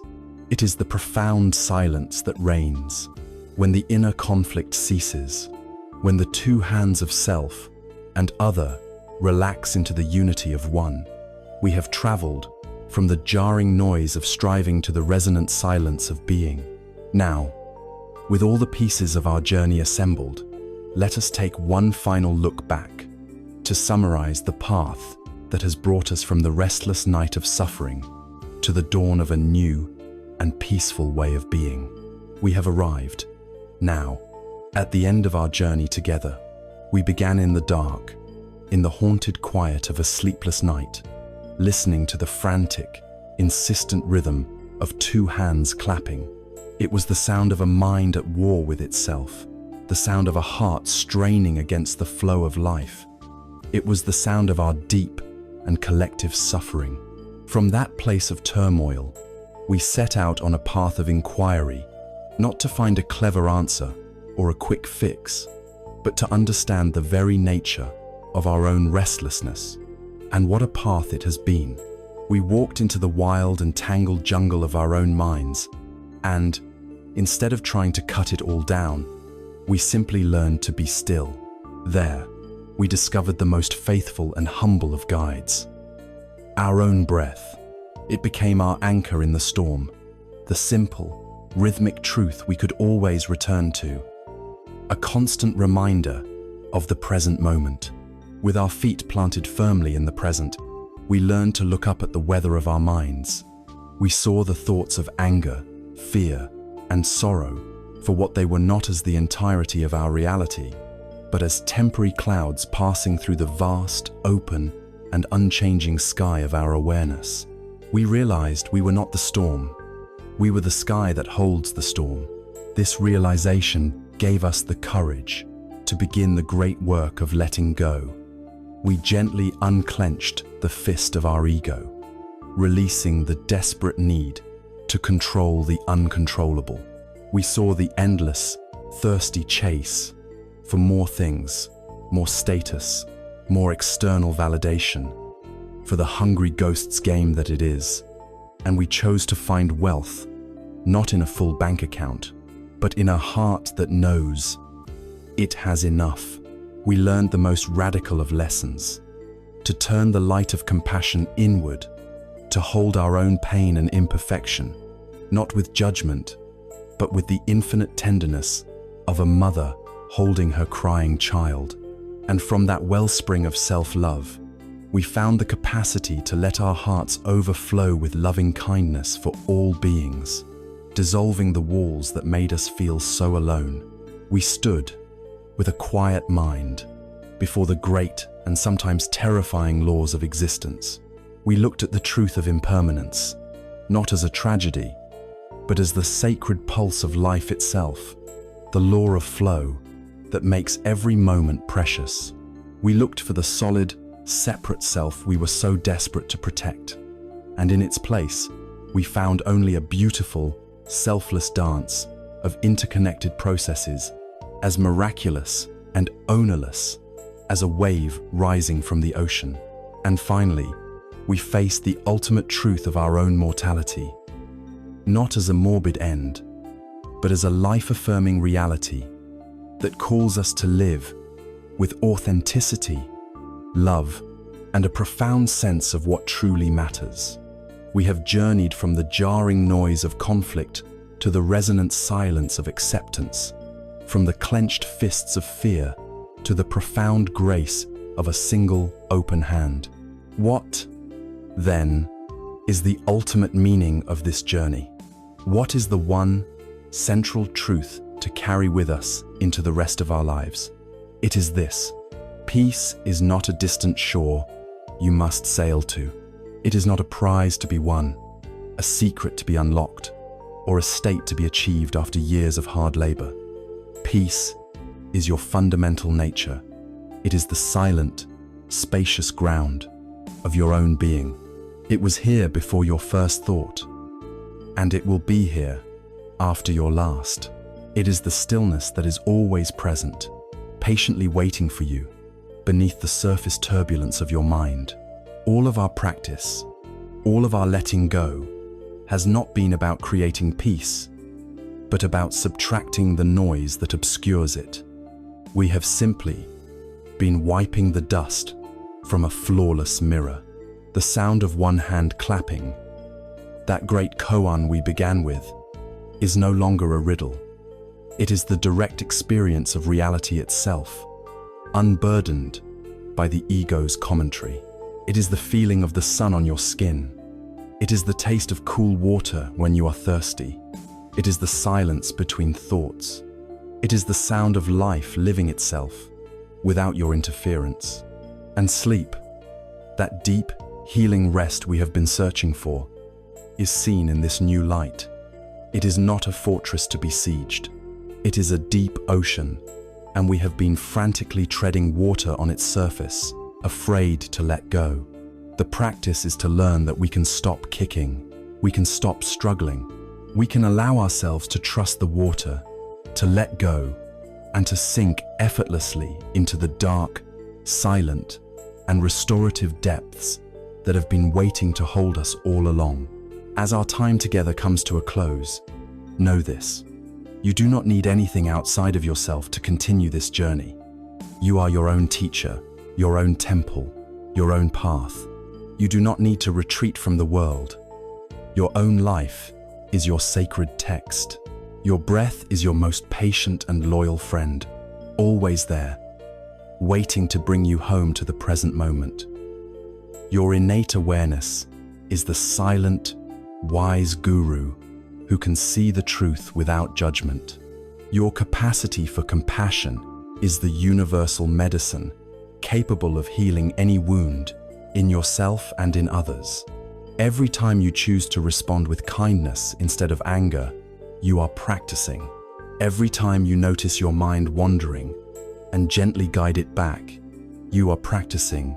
Every time you look at the world with a sense of wonder and gratitude, you are practicing.